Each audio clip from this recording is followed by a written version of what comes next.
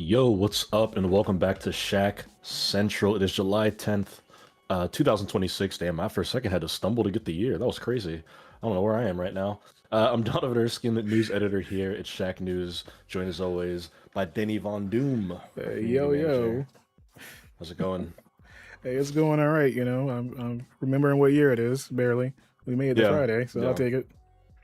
I think my stumbles. I was about to say it's episode 12, which it is, but then I was like, no, maybe date's better. It's more timely, and I made that last second decision in my head, and I just I pump faked myself and got crossed up. But hey, speaking of cross ups, we're gonna have some interesting basketball news and stories to talk about here. Uh, you know, we haven't done a show in like 3 weeks, I think, but Yeah, it's been a good we still minute. haven't.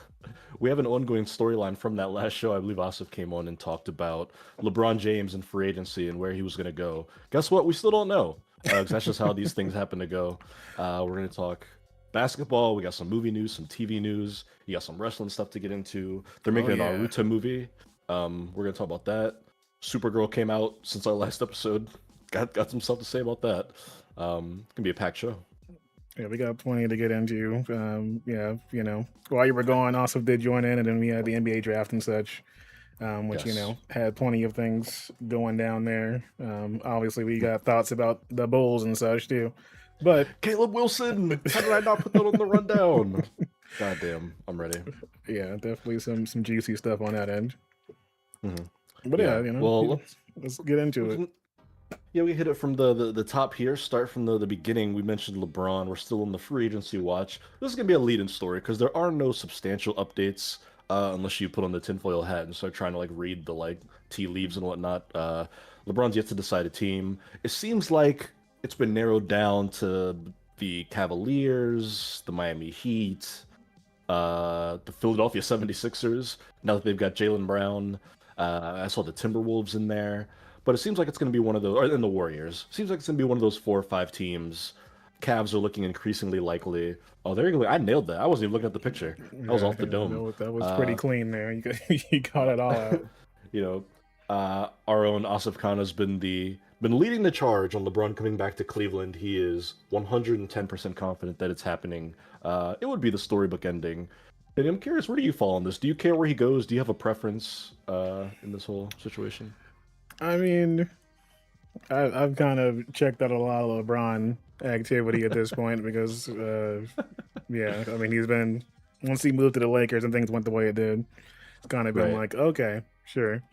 Um, but I do think that the storybook Yeah. ending makes sense. I am a fan of the players getting their retirement options, like it being you have the actual power to make these kind of choices and be in free agency the way he is after playing for 21 seasons. I do feel like I want to see it end up being a good example for other players in the league of how you can Sure. actually go out compared to like ending up on a bench and they're maybe kind of sort of considering putting you in a early Yeah. playoff end. It's so many of our legends in sports go out sad. It's the Yeah. way we usually refer to it. Where, like you said, they eventually just become bench guys, and then in some cases they just don't even play. They just sit on the bench and like clap and cheer and mentor guys, and like there can be honor in that. I think Udonis Haslem kind of is probably the best example in the Miami Heat, where like he just Yeah. didn't even play the last 2 years, but like they loved him. He was like more of a mascot than the actual mascot in that city. Um, but it is cool to see one that's like LeBron was just the best player on a playoff team that won a series. Like when the Lakers people were like, he was the best player on that team. He just like carried them with no Luca, no Austin Reeves at like 41 and some change. So it is Yeah. interesting. I think if I had to pick, it'd be cool to see him go back to the Cavs. It'd be nice to see Asif happy. Um, you know, I came to Shaq News like the year before he left Cleveland the second time to go to LA. I remember the feelings there. I remember Asif being upset, but I remember more notably Ozzy being upset. Ozzy, the Lakers fan, who Lakers fans just never embraced LeBron. Not all Lakers fans, but a lot of them never fully embraced them. This Even is to this true. day, Ozzy's 10 toes down on this. He's like happy that LeBron's leaving, which I'm like, be grateful, you motherfucker. He's one of the best players of all time. He brought you a ring. Um, but it'll be interesting to see where he goes. I think Cavs would be the storybook ending. Not excited about watching him play with James Harden of all people, but Yeah, maybe that part's him and Donovan a Mitchell bit can. a bit rough. B- Yeah, But I think it would be a good example. Like I said, there's plenty of veteran leadership opportunities for a lot of different players in the mentorship side. It gives Mhm. them things that to be proud of. But man, like things ending in a positive note for Braun, I think will have a bigger impact. Me being here in Chicago and having the situations where you see MJ Yeah. and such, and then them Wizards years. I was gonna say then he came over to us in my neck of the woods in the DMV. He played for the Wizards. That was my childhood. Was that we had Michael Jordan for like 2 years. Yeah, exactly, That for was 2 years. that was tough. That's exactly what that was. Uh, Uh, man, what a time. yeah, so I'm glad you got the opportunity to, just take a big old dump on Ollie there. That was some quality action. I'm gonna have to make Yeah. it a special highlight Was later all on. like it's just this is a lead in, so I shouldn't go long on this, but I'm gonna do it anyway. It's just as I get older, and I say this is I'm not that old, I'm about to be 28, but like I just can't hate on like greatness in sports. Like if somebody's just like the best blank ever or one of the best at whatever, I just can't be like, I hate this guy, get him away from me, he sucks. Like I grew up hating Tom Brady because I'm a Ravens fan, and he would rip our hearts out, and we Yeah, gave him some good battles over the years, but like the Patriots just like dominated the AFC for the entirety of my childhood and adolescence, you know? So I hated Tom Brady. As an adult, I look back and I'm like, Tom Brady's the GOAT. I'm like, nobody else could do that, man. If I met him, I'd shake his hand. I wouldn't like throw a egg at him or whatever the hell the Knicks fans did to Wemby. And the same thing with LeBron, where I'm like, appreciate LeBron James, man. I get that like early on people compared him to Kobe, and if you're a Lakers fan, you probably have some like hard feelings about that or whatnot, and their position in the all-time ladder, but not. But like, just appreciate greatness, man. Nobody else is gonna be 41 and hitting game winners in the playoffs for the Lakers yeah. anytime soon, if ever. He's got to appreciate it, man. I just respect it. The I just competitive it's nature is that's where important. I'm at. I mean, like you can definitely take that into consideration when it comes to like hating certain players to a certain extent. But hey, like when the competitive side gets involved, you're like, hey, the reason why Yeah, we're going down this route is because the other player is consistent enough to make you feel that way. I go exactly. through those moments with the Packers year after year for a bit when Aaron Rodgers was doing the Oh freaking most, man, and we're yeah, stuck with Jay Cutler. So, yeah. God, Reverend Jay Cutler. so Uh, it's been a lot. yeah, it happens. You know, you're a sports fan, you will live long enough to watch a generational player be on the team that you do not root for, and it's always a conflicting feeling. Yeah. Speaking of generational players, goddamn, is Yahya Abdul-Mateen probably one of the most talented actors to appear in a Marvel anything, and he's getting some recognition. They nominated him for an Emmy for Wonder Man. Season two's already been greenlit. Emmy nominations came out yesterday, or maybe that was Wednesday. But this is really cool because Wonder Man was criminally underseen. It felt like it came out and just Yeah. vanished.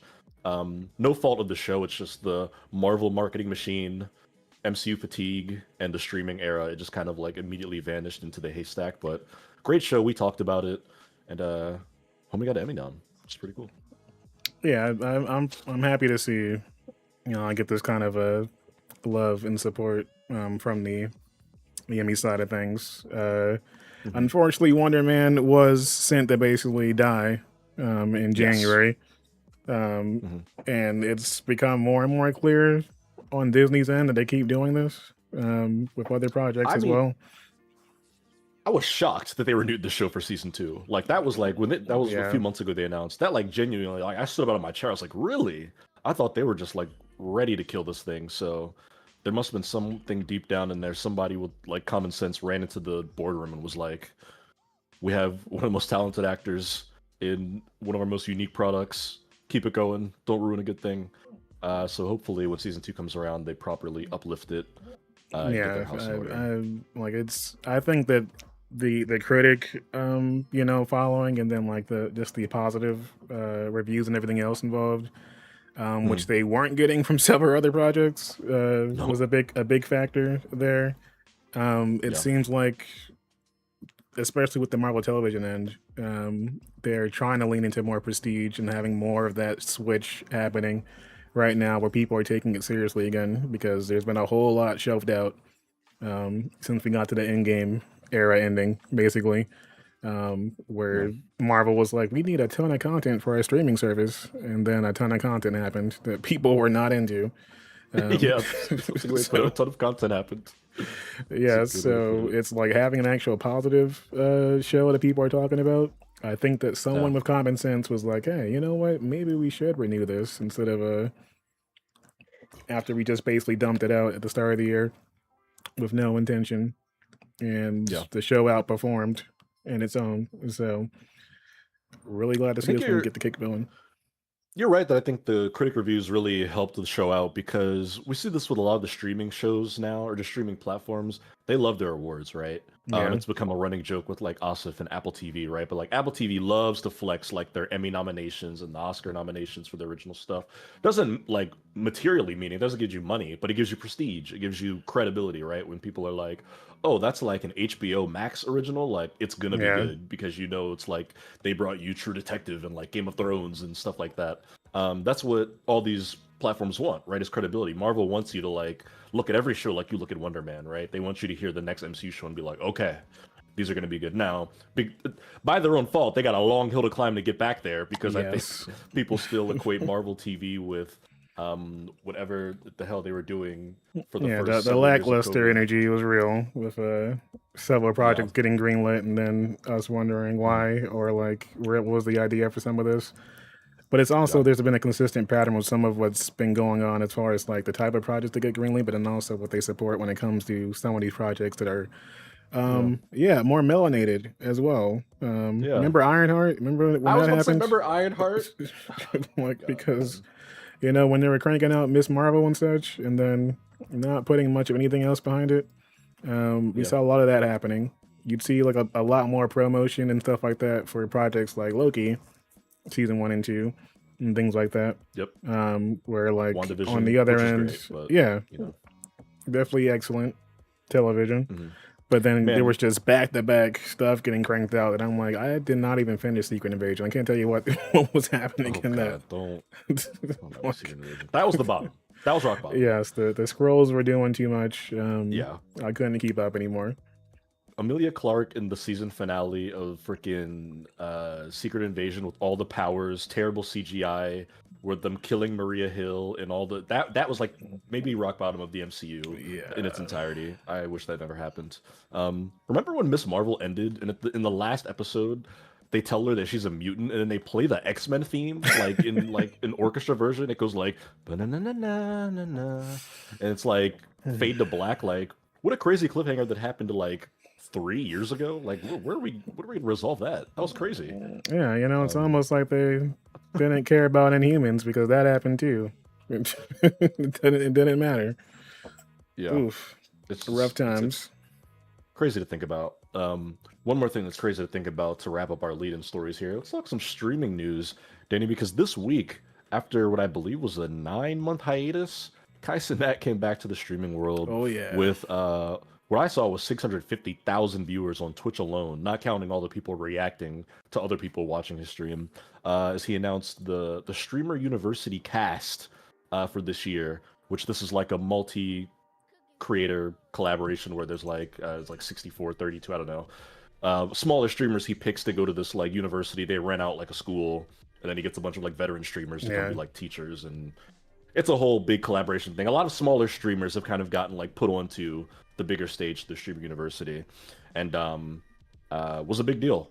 Was a huge deal. I saw. Obviously, I don't know a lot of these smaller streamers, but people seem to be quite happy about it. My brother teased me and told me that he heard I applied, to which I said no. My ass is several years too old to be trying to run around streamer university with 20-year-olds trying to become a content creator. But yeah, he's been gone for a while, and yeah, still the biggest. I was gonna say biggest creator on Twitch in America, the biggest American creator, for sure. yeah. It was fun seeing people freak out and such. Yeah, Finding out they're part of the class of 2026 with Streamer University and everything. Um, right.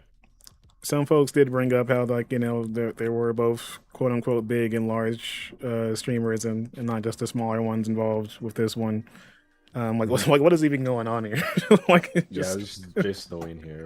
It was just crazy. I think must have been one of his homies or somebody must have got in. I just interviewed this guy by the way. That's going up soon in the Shack News YouTube. oh nice okay Um, yeah, it's interesting. On one hand, I always my favorite part is seeing the small streamers, right? The people that are like 30 views to like see their reactions because Yeah. it is career changing for those people. And then he does an interesting thing where I mentioned he brings in like veteran streamers to be the teachers. So I saw it was like Ludwig and like Maya Higa, who I think actually dropped out, but then it's like Pokimane and Senna and like pulls people in. Yeah, we get the professor Interesting action. concepts. Um, it seemed like there was some fairly diverse Hmm. candidates and choices. Um, Yeah. and this man was streaming for like 6 hours that day, and it took him a good 3 to get through this list. And folks were eating Oh it my up. God. Right, he was doing. I saw a little bit of the stream. He was doing the game show thing where he's like, and the next person is, and he puts his hand over the like sticky Yeah, note, and he sits there unbroken for like 10 seconds, and then he pulls it, and I'm like, I feel like I'm watching Deal or No Deal right now. basically, Um, yeah, it was pretty yeah, intense for some of that. But yeah. congrats to folks that got picked. I do know a few names on that list. I Oh, saw cool, Kiera cool. Please in there. Oh, I know she really? was. She was on there. Yeah, Oh, that's cool. so she's excited to be part of it this year. That's And yeah, dope. obviously, they're going to be getting pretty involved down the line. I believe they even made a streamer university like category now on Twitch. You can actually just click Yeah. on and such. Um, Mhm. but yeah, like having like the live reactions and everything like that was actually pretty cool to see. The folks are freaking Mhm. out, like just going crazy Nice. on camera. But yeah, good to see. I hope that things, promote some positive energy. When it comes to like a lot of Yeah. the streamer end, there's usually a mixture of controversy and stuff like that when you do see things pop off. Yeah. I was gonna say it's hardly good news coming out of the streamer ecosystem these days, so it's cool to see something that seems positive and Yeah, fun. for sure. Um, so there you go. Shout out to SU.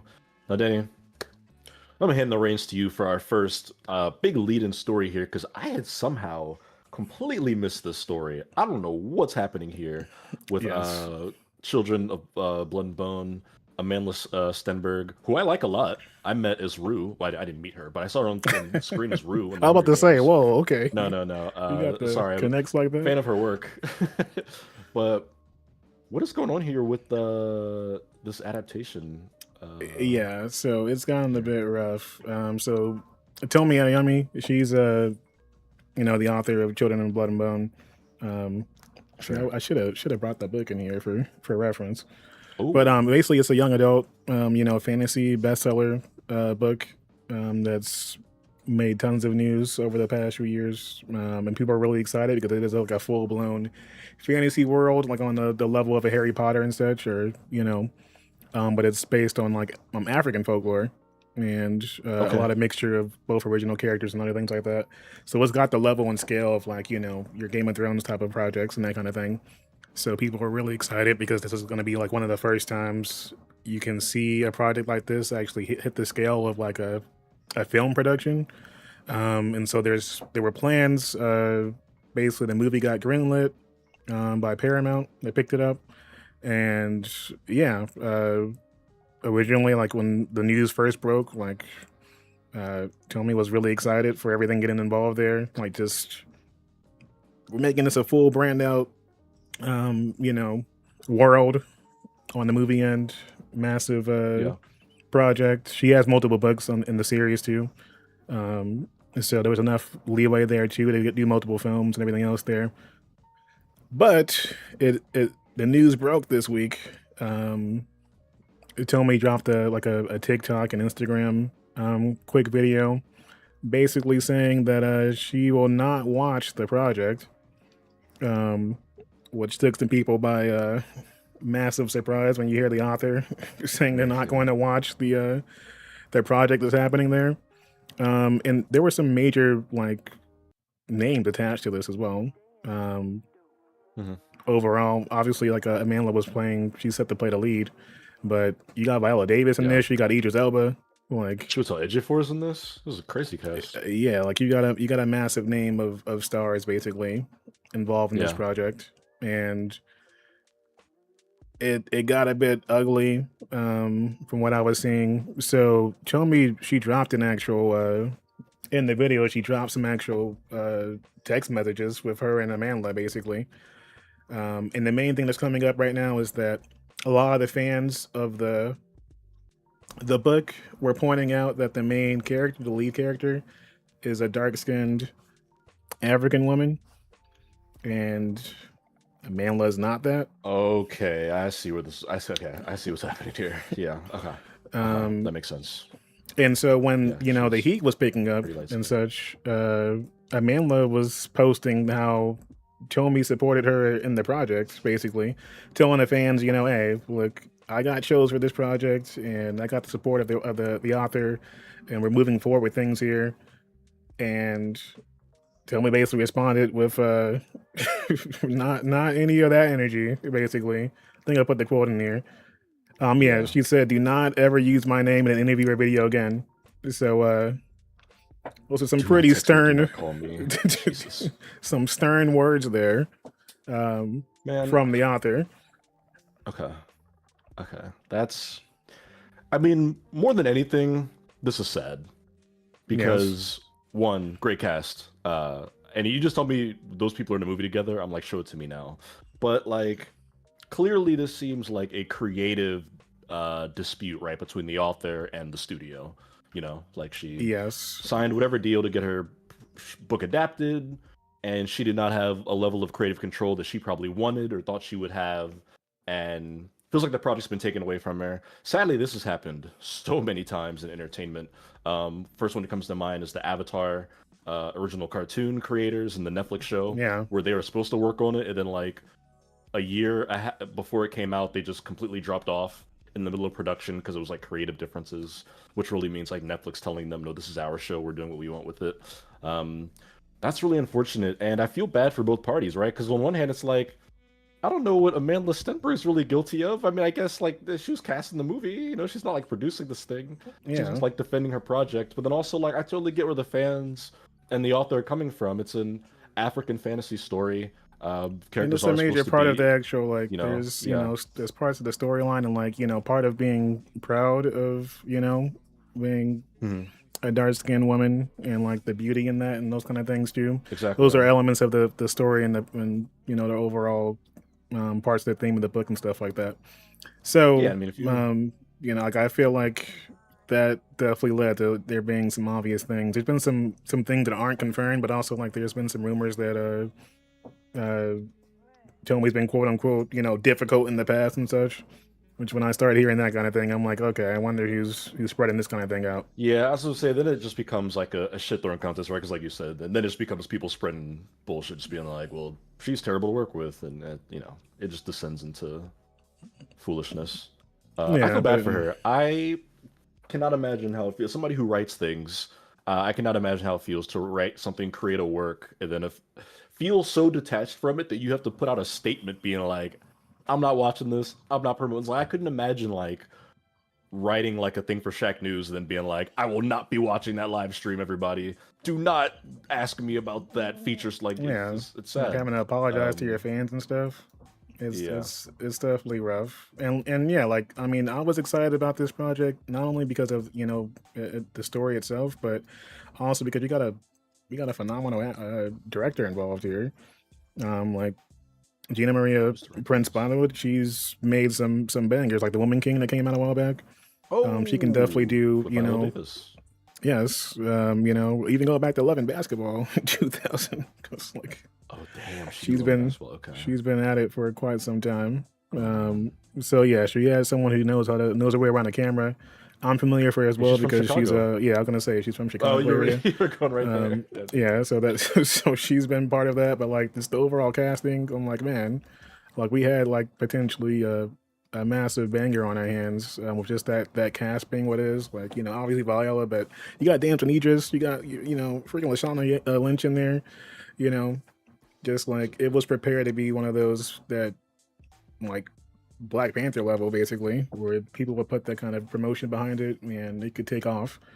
Um, and so now it's both sad, but also I don't know where things go from here in multiple ways because you've got that kind of cast that will be doing promotion for the film, but then you've got the author basically saying no to being involved in this at all. And it also puts Yeah. things in a bad light for Amanda, obviously, So she'll be doing her lead-in interviews and such. Like, I'm the star of this movie, and one of the first questions that everyone asks is always like, "Well, so how did things, working with, the author go for blah blah blah? How did you Yeah. did you talk about some of the this thing in the script? How involved was she?" And it's gonna get ugly with any of that. Remember when the author told you to go kick rocks? What was that like? Yeah, A that's freaking rough. mess. Jeez.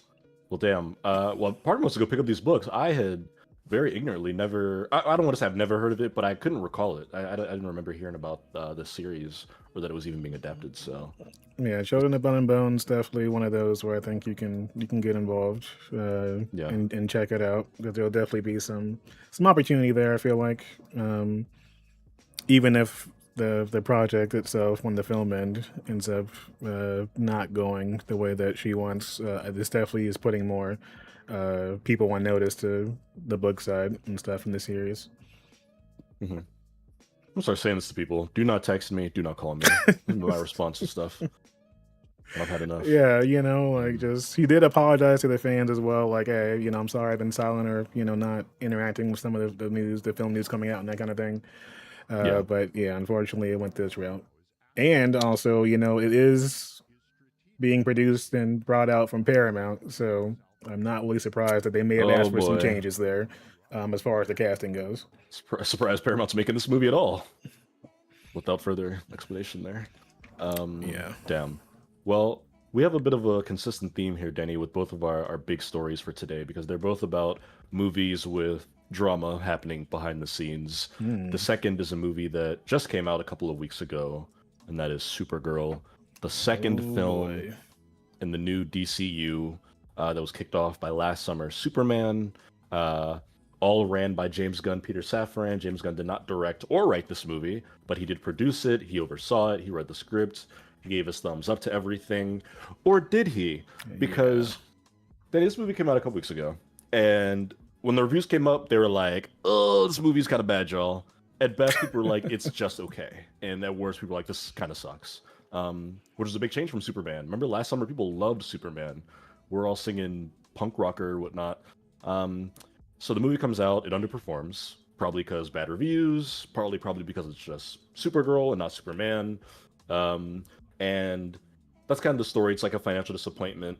I think it's like right around 100 million total, which isn't a whole lot for a movie like this that probably costs that much or more to make. Um, but then, the Hollywood Reporter last week releases an in-depth feature, an investigative feature called "Behind the Supergirl Bomb: Competing Cuts, Creative Supergirl Differences." bomb. Yeah, and essentially, what the article chronicles is that for the last several months, DC Studios and James Gunn have been scrambling to try to salvage this movie. They've known for a while now that it wasn't working, that it wasn't going to be great, and they were trying to change things up. James Gunn apparently kind of went in and kind of took control over the project in post production. He brought in like his editor that he uses on his films to Yeah. do a separate cut from the editor that had already did a cut of the movie. Um, he essentially tried to make it more aligned with like a Guardians vibe. Tried to change like the humor and stuff a little bit. Went and redid like a lot of the music, a lot of the needle drops. Kind of a thing we all know James Gunn is known for. You watch Guardians, even Superman. There's a lot of those like classic 80s, 90s, even 2000s like rock needle drops. Um, and essentially, it got to the point, Denny, where there was so much creative differences that there were two competing cuts internally of Supergirl. There was the director Craig Gillespie's version, and there was the James Gunn version. And apparently Gillespie, the original director who's hired to make the movie, his version was about 11 minutes longer. They said it had more of the villain in it and a couple of other story details. Hmm. And they were testing them with audiences, like, like random test screening audiences. They were like, here's movie cut one, here's movie cut two, which one do you like more? And it was damn near even, except the James Gunn cut won by 2 points, they said. Now, I don't know how these Jeez. points are calculated, but the James Gunn cut won by 2 points, so that's the one they released into movie theaters, and it's the one everybody is kind of dunking on now. And it's just like such a huge conversation to have here, one, because you are two movies into a cinematic universe. Yeah. Which can't be easy to manage, I get, but like you look at Marvel, where like at least Marvel got through the first like 12 years until the wheels fell off, right? Like you could argue from '08 to like Endgame was 2019. Like those 11 years were pretty damn rock solid. Like the worst it got was like Thor: The Dark World, which in hindsight Oh is better than god. like Yeah. half the last 5 years of Marvel movies. For it to be this bad this early, it's a little concerning.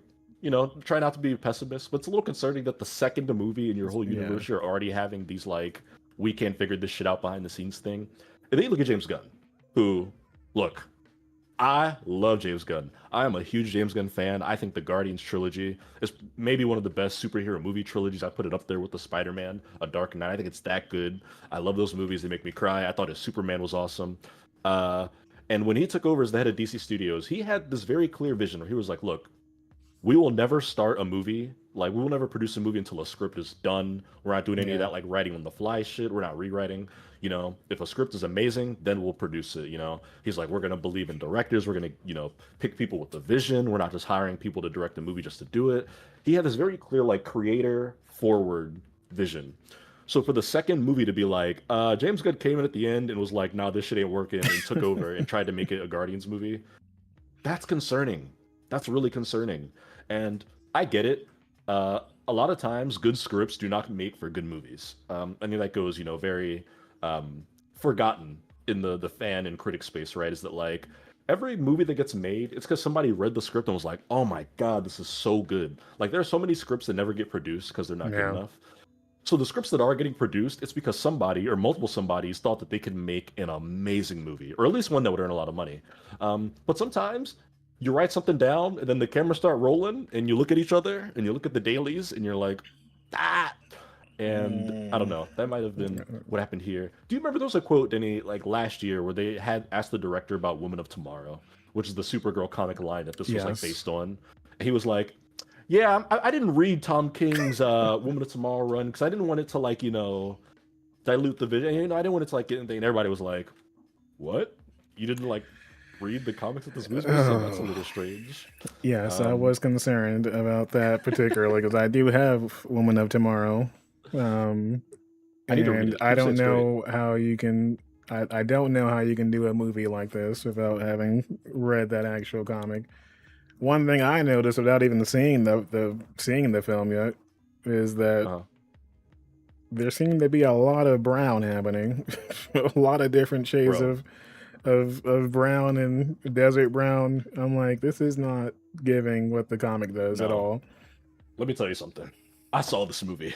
I went and saw Supergirl last Oh weekend. boy. Uh, and it's not great. I went in very optimistic, even though it had bad reviews. I was like, look, I like Millie Alcock. She seems cool. I Yeah. like the DC Studios vibe. I loved Superman. Just give me some of that feeling. And there's just so little to like attach yourself to in this movie. It's like all the crypto stuff is like kind of annoying and uninteresting. Like the whole like the dogs in peril stuff. Like I kind of felt like we had enough crypto in Superman, and I get that a part of the joke in Superman was that it wasn't even his dog; it was his cousin's dog. I'm like, I didn't need another movie where crypto was like a central Yeah, figure that's fair. in the plot. Um, and then the stuff they do with him, it just seems so generic.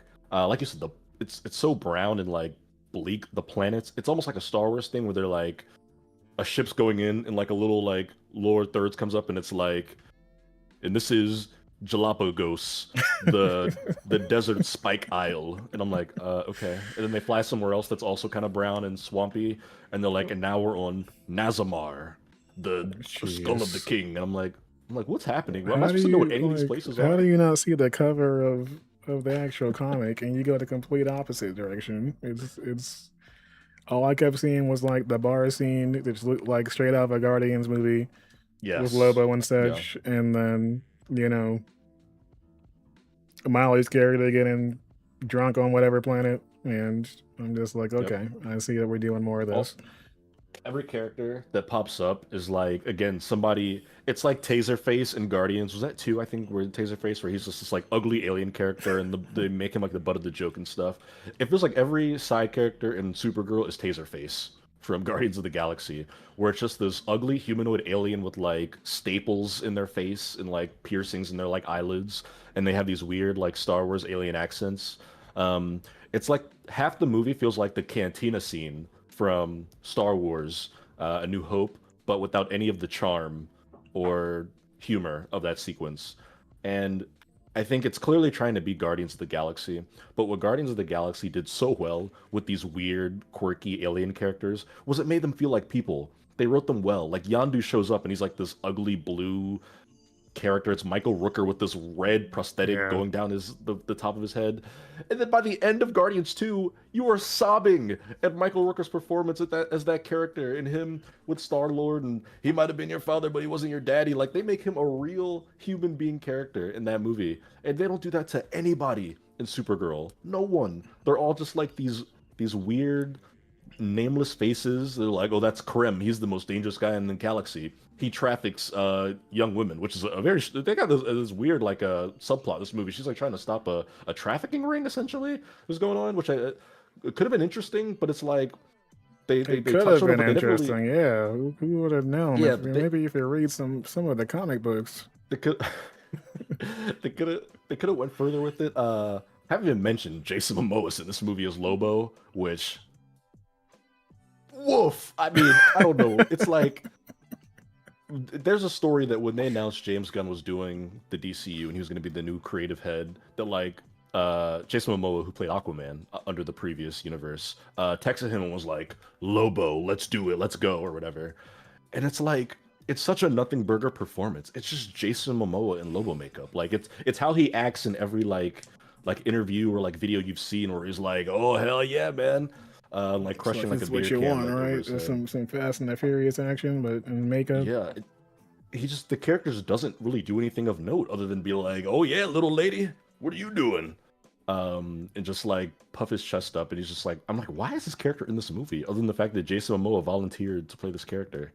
There's a younger actress in this who plays a character named Thermi Susie. I forget, but she's like trying to seek revenge on this character, this antagonist, and she's like a Game of Thrones character that's been like plucked out of Game of Thrones into DC, even like dressed like a Game of Thrones character. And she's got like this monologue where she's like, "I will avenge blah blah blah blah because you've taken everything from me." They don't give her much to really do. It's like nobody has any material here. And poor Millie Alcock, who I like, who has taken so much shit for being in this movie. One, because she's just a Yeah. woman in a comic book movie. Also, because the movie's just not very great. She's doing the best she can. She's not giving a bad performance here. But the lines they give her, the stuff they give her to work with, she does have some good chemistry with the crypto puppet or CGI creation. You But call it a puppet over a puppy. it's there's just so little interesting here. Even like the music and needle drops, people have like there's one they do at the end that's like almost laughable, where you feel like you're watching like a parody movie. But it's just crazy how wrong this movie went because, like you've said, Woman of Tomorrow is a very beloved comic. As you can attest, it's a very good comic. The blueprint was there. Like the story's there. Like you Yeah, had it's the really guide. strange, like how far off it looked like they went without even watching the film. Just and yeah, I could feel the energy from Supergirl herself. It felt like they wasted her on a weird version of this film. And I also Yeah. wonder, like, I wonder if there's a situation where you had Sean get involved or James Gunn get involved, and he's like, "You're moving too much this way.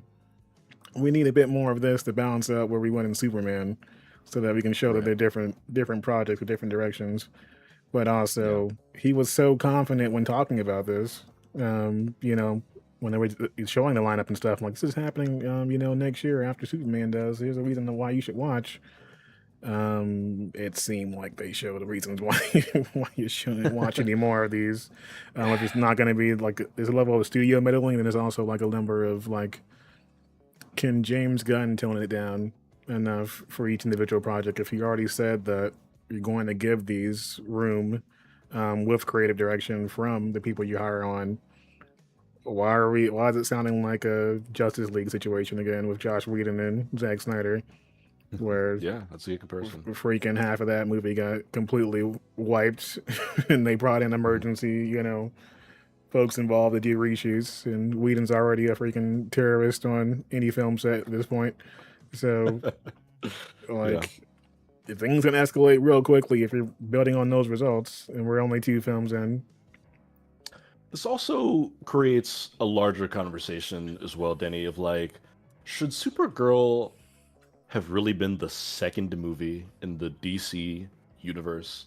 A world that includes characters such as Wonder Woman and Batman and the Green Lantern. Like, should we have gone Superman into Supergirl? Probably not. Like, I think they've already announced that Millie Alcock is in Man of Tomorrow. She's in the next Superman movie. They're filming Yeah. it now. It comes out next year. She's in that movie as like a supporting character. So this character's not like gone. We're gonna see her again. Hopefully, she's in a better movie next year. But like, we're in a place now where the first four movies of the DC universe are gonna be Superman, Supergirl, Clayface, and then Superman 2. Yeah. What? I What? mean, If you that Batman I, Braving the Bold is going to take a minute, so look, I clearly that movie's not working, right? Or not working how they want it to. Hire somebody else to fucking write the script. So there's no shortage of talented screenwriters running around Hollywood trying to get a job. Have 8 people write a script and see who makes the best one. I don't know. Um, it's kind of baffling to me. And I get that they have this like script. They're just like, hey, whatever story is best and ready to go, we'll make that first. But like, I saw somebody post, Denny. They were like, the MCU, if they were following the James Gunn like manual, and it was like the first movie was Iron Man, and then after Iron Man it was like Ironheart, and then third it was like a Thanos movie or something like that, or like a Loki movie or something. Like, yeah, Loki the show.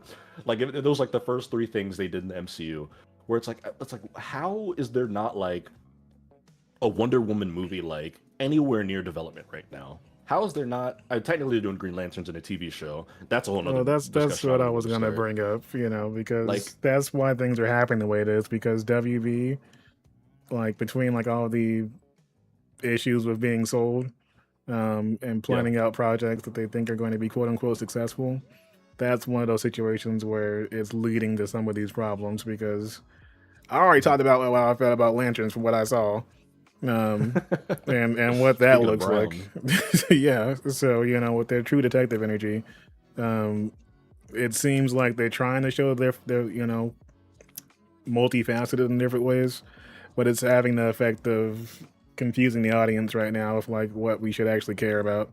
Um, like you said, Wonder Woman's a big project, one that should be focused on, but I think there's also this lean in happening from the studio saying like this is still too familiar from when we had Zack Snyder involved. Go with some different projects first here. And also, I think that some of that push is coming from James Gunn himself, saying like yeah, he's always been one that liked the cool and oddball characters. Um, you yeah, know, where I'm not surprised that a Clayface is happening, with that kind of person in charge of where the DCU goes moving forward. So at this point, I don't mind there being, some off the wall kind of situations. Like he's the type that will throw a big Barda into a project and be like, yeah, yeah, here we go. yeah, Like, and I've heard like there's a Mr. Miracle situation going on. So like there's those yeah. kind of characters that can pop up, but it definitely seems like part of that's coming from Gunn directly. If like him wanting some weirdness involved, I'm sure he was just losing his mind over WandaVision. I'm like, you give me the keys, I'm gonna make something like this happen for sure out the gate. Right. Yeah, But and it's what he does best. Don't get me wrong. I love that he does that. That he shines a light on these lesser known characters. I mean, the Suicide Squad had freaking Polka Dot Man like in it, yeah, like a prominent role. That stuff's cool, but like that should not be the whole universe. Your universe should not be built on clay faces and whatever the hell that like rat is in the fucking Suicide Squad animated I show. think that he feels Um, like he has a bit of a crutch right now because the Batman 2 is still going to be a thing.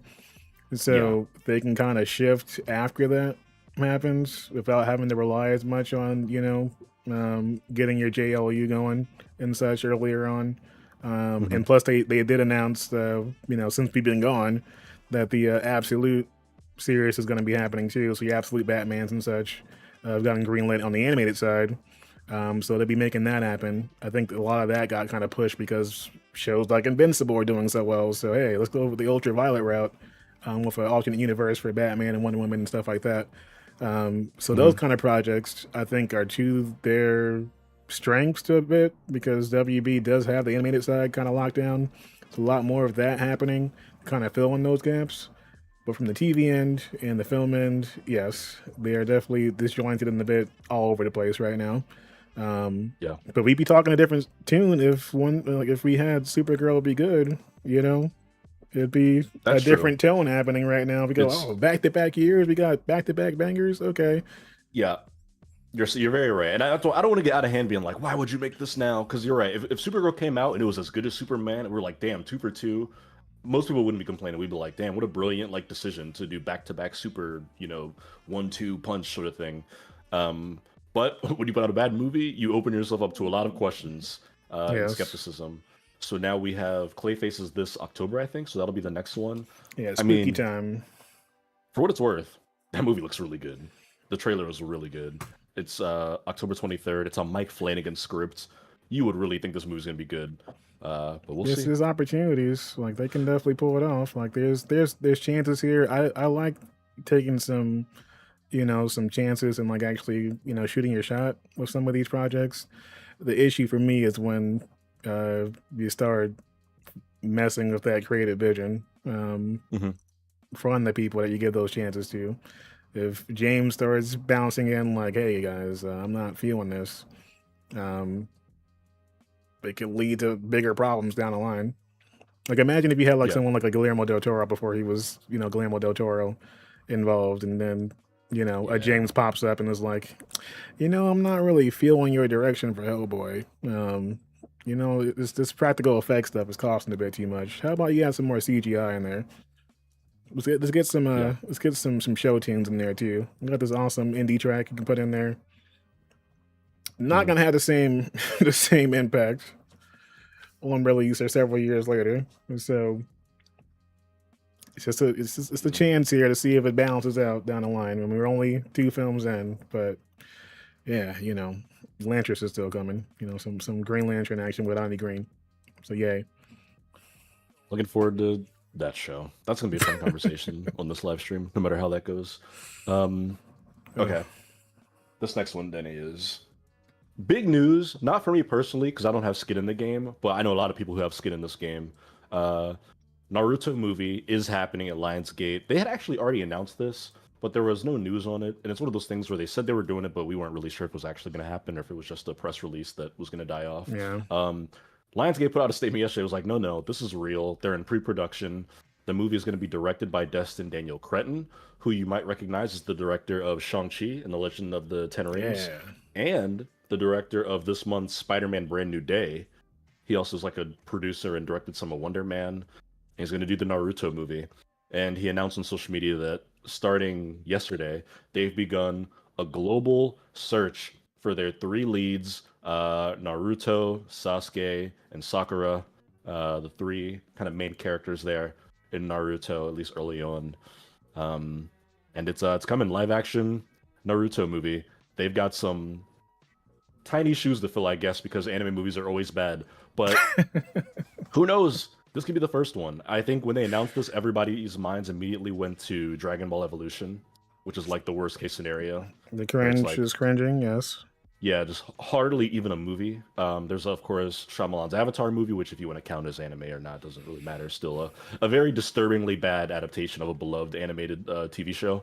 Um, and now it's gonna happen in Naruto, which is massively, massively popular.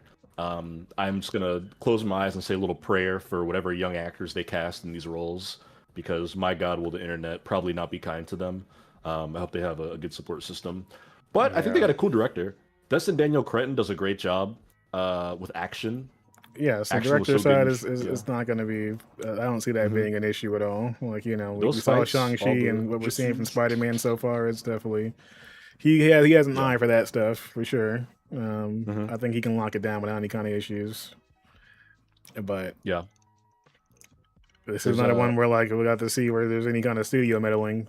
Um, and that's a good salient point, but especially given our conversation earlier, there's a quote in this announcement from Lionsgate from Masashi Kishimoto, the creator of Naruto. He said, right now, miracles are happening to me one after another. My work, Naruto, is truly, truly becoming a Hollywood movie, And an even greater miracle is that the film will be directed by the one and only Destin Daniel Cretton. I still cannot believe it. If so many miracles have already come together, then let us hope for even more. I am eagerly looking forward to the miraculous encounters that will bring us extraordinary and passionate actors. Hey, I cannot wait to see my characters in the film. That's as positive as you could get from an yeah, original for creator sure. on a thing. Now, obviously, they haven't started making it. Maybe things change once the cameras start rolling, but that's good. That's what you want. You want that sign off of the creator being like, "Hell yes, I'm involved. I'm happy about this. They're saying all the right things." If nothing else, that's good. Um, Yeah, for sure. and And then, that's definitely a good yeah, showing in itself. yeah. He seems very grateful. Lionsgate could use a big hit. They don't have a lot of big franchises. I think I've talked about it before. Their biggest IP is Hunger Games, which they are going back to this year, but still, they don't have like a Marvel or a DC or something. So Naruto could be a big hit for them. That probably mean a lot for that Yeah, get studio. like an actual home run Um, on the anime front. yeah, A prove live everyone action wrong. in itself would be dope for sure. We know it's not impossible because the One Piece Netflix show is like actually not bad. It's like decent. It's on like season 2. They're about to do season 3. I know people that love One Piece. They're like, hey, this show's actually like kind of good. It's not the anime, of course. It'll never be the anime, Yeah, but it's okay. fun. Well, It's we're, like, we're not gonna go too far down the Netflix route. All right. Let's because that Avatar energy. All right, oh man, I'm not even was the watching that new season. complete opposite of, of a good experience right now. Okay, I was like, what is happening here? Like, there's no way that you And guys like were like, yes, it's great, and then they like kept posting those trailers and such. You're like, yes, that's right, guys. Like, your favorites are here, and people are like, where? Like, not in this clip. oh It was ugly. gosh, Netflix is definitely on. They're definitely on the up and down right now, and a lot of people's they truly are. heads because they Um, also are the first ones that canceled out a project after a season. One yeah, Piece has a big enough fan base that they can keep it going, but hmm it also yeah, brings up, it's whether something has like the grandiose feeling where you can pull off, several films on the anime end compared to like a TV project where you're structured for episodes to be the way they are. I'm curious to kind of see where that balance leads for a Naruto project and stuff like that. mhm, yeah. I'm curious to see too. I think that it's an interesting it's an interesting project. All my friends who are big into anime were like, "Oh no, oh no, no, no, please no," when I sent this to them. But we'll see. We'll see. All you can do is hope that it's good. And these people are very aware of the expectations that lie ahead for them. So best of luck uh, with you there. Um, Denny, this is one that came across my desk this morning, and it troubled me deeply. Netflix, Paramount, Sony, Versant, I actually don't remember who that is, but I think they're a big deal, have all had early talks about buying Letterboxd, the app that many movie enjoyers use to track and rate movies that they watch, including myself. Um, this is concerning, to put it lightly. Letterbox has already been sold once. They sold it to a private company a few years ago, or a couple years ago, Hmm. and that alone was concerning. But to be honest, to be fair, to be honest, app hasn't really changed since then, so I can't blame the current owners for anything. But now it looks like they're trying to flip it, make some money off one of these studios, and just the idea of Netflix or Disney owning Letterboxd just brings me so much pain emotionally and mentally. Because I just know that if Disney owned Letterbox, I would have opened it this morning to see what my friends were watching, and I would have been served an unskippable 8-second full screen takeover ad for the live action Moana movie, and I would have thrown Oh, my phone at the wall. That's what they would do. Or Netflix would serve me up like the Old Guard 2 on my main menu or whatever the hell they're like peddling these days. Um, I don't want this to happen. One, a movie studio shouldn't own an app where people rank and rate movies that come out from all the studios. yes, That that just is seems like very a bit of a true. conflict of interest, especially given how influential Letterboxd is in film conversations. You shouldn't own a platform where people discuss and rate your rivals' stuff. That seems murky on its own. And Yeah, then you think of what they would do with branding and advertising and whatnot, and it's just like, bro, and I miss definitely me with agree with that this. for sure. Like Please no. that's messy. and it would bring down the legitimacy of the site for sure. It would. It would because a Disney, let's say Disney owns Letterboxd. The live action Moana movie comes out. You click on the movie, and Letterboxd shows you the average rating out of 5 stars for all its users on a movie. Let's say it's averaging 1.3 stars because it sucks. Do we trust Disney to not like try to hide this information or suppress negative ratings? Like what's gonna happen there? It's gonna bring up so many concerns Knowing of Disney, they ethics. would have a freaking letterbox like debut with The Rock reading comments from Letterbox Yeah, in real it's time. also should be mentioned. People don't really talk about this a lot. Letterbox is like also an outlet, like a journalism outlet. Like Yeah, Letterbox has a staff of people that write articles. They go to like movie premieres and junkets, and they like interview celebrities and like create video content for social media and YouTube and stuff. So like, what happens to them? Like, do they just continue to work under Netflix or Disney? Do they get all laid off and replaced with an algorithm? It just seems like this can't be good. Letterbox is like the only social media, if you want to call it that, that kind of feels untainted in the modern landscape. It feels like all the other ones have big asterisks to them. Twitter, Instagram, Facebook. They all have these like they all have such baggage that come with opening yeah, them every day. And Letterboxd doesn't really have that because it is so simple. It is restricted to movies. You can't talk about like Trump or fucking Charlie Kirk on there, whatever the hell you want to do. All that stuff's kind of just absent. It's just about movies. It's all you can talk about. Every conversation has to be framed around a movie, and you can very easily curate what you do and don't see on the platform. And I just hope that stays intact. But God, this does startle me a good bit. I'm troubled. yeah. It's definitely one of those where like we're reminded of capitalism, and then when anything's successful when it comes to giving people that free Mhm. communication, it it leads to these kind of things where someone's like, you know what? How can we be influential? And Yeah. yeah, I don't see any of the names you listed as being No. the type to And buy this company. Anything positive to come from it. while we're here, everyone follow me on Letterboxd. Just search up Dons. That's my username on the platform, DONS. I've had my account since 2017, so There I you got a go. cool username early on. So, Yeah, you can bang, drop there the you link go. in chat. You know, make something happen. I will do that actually. Guys, Um, follow Donovan for quality. You know, I'm sure when he has that Supergirl review on there, you can get some quality laughs. oh gosh, I do. It's true. It's truly true. Yeah, so that's your one of your horror stories for the day. A story that's a bit more pleasant. Somebody who's just like her star is rising at meteoric levels.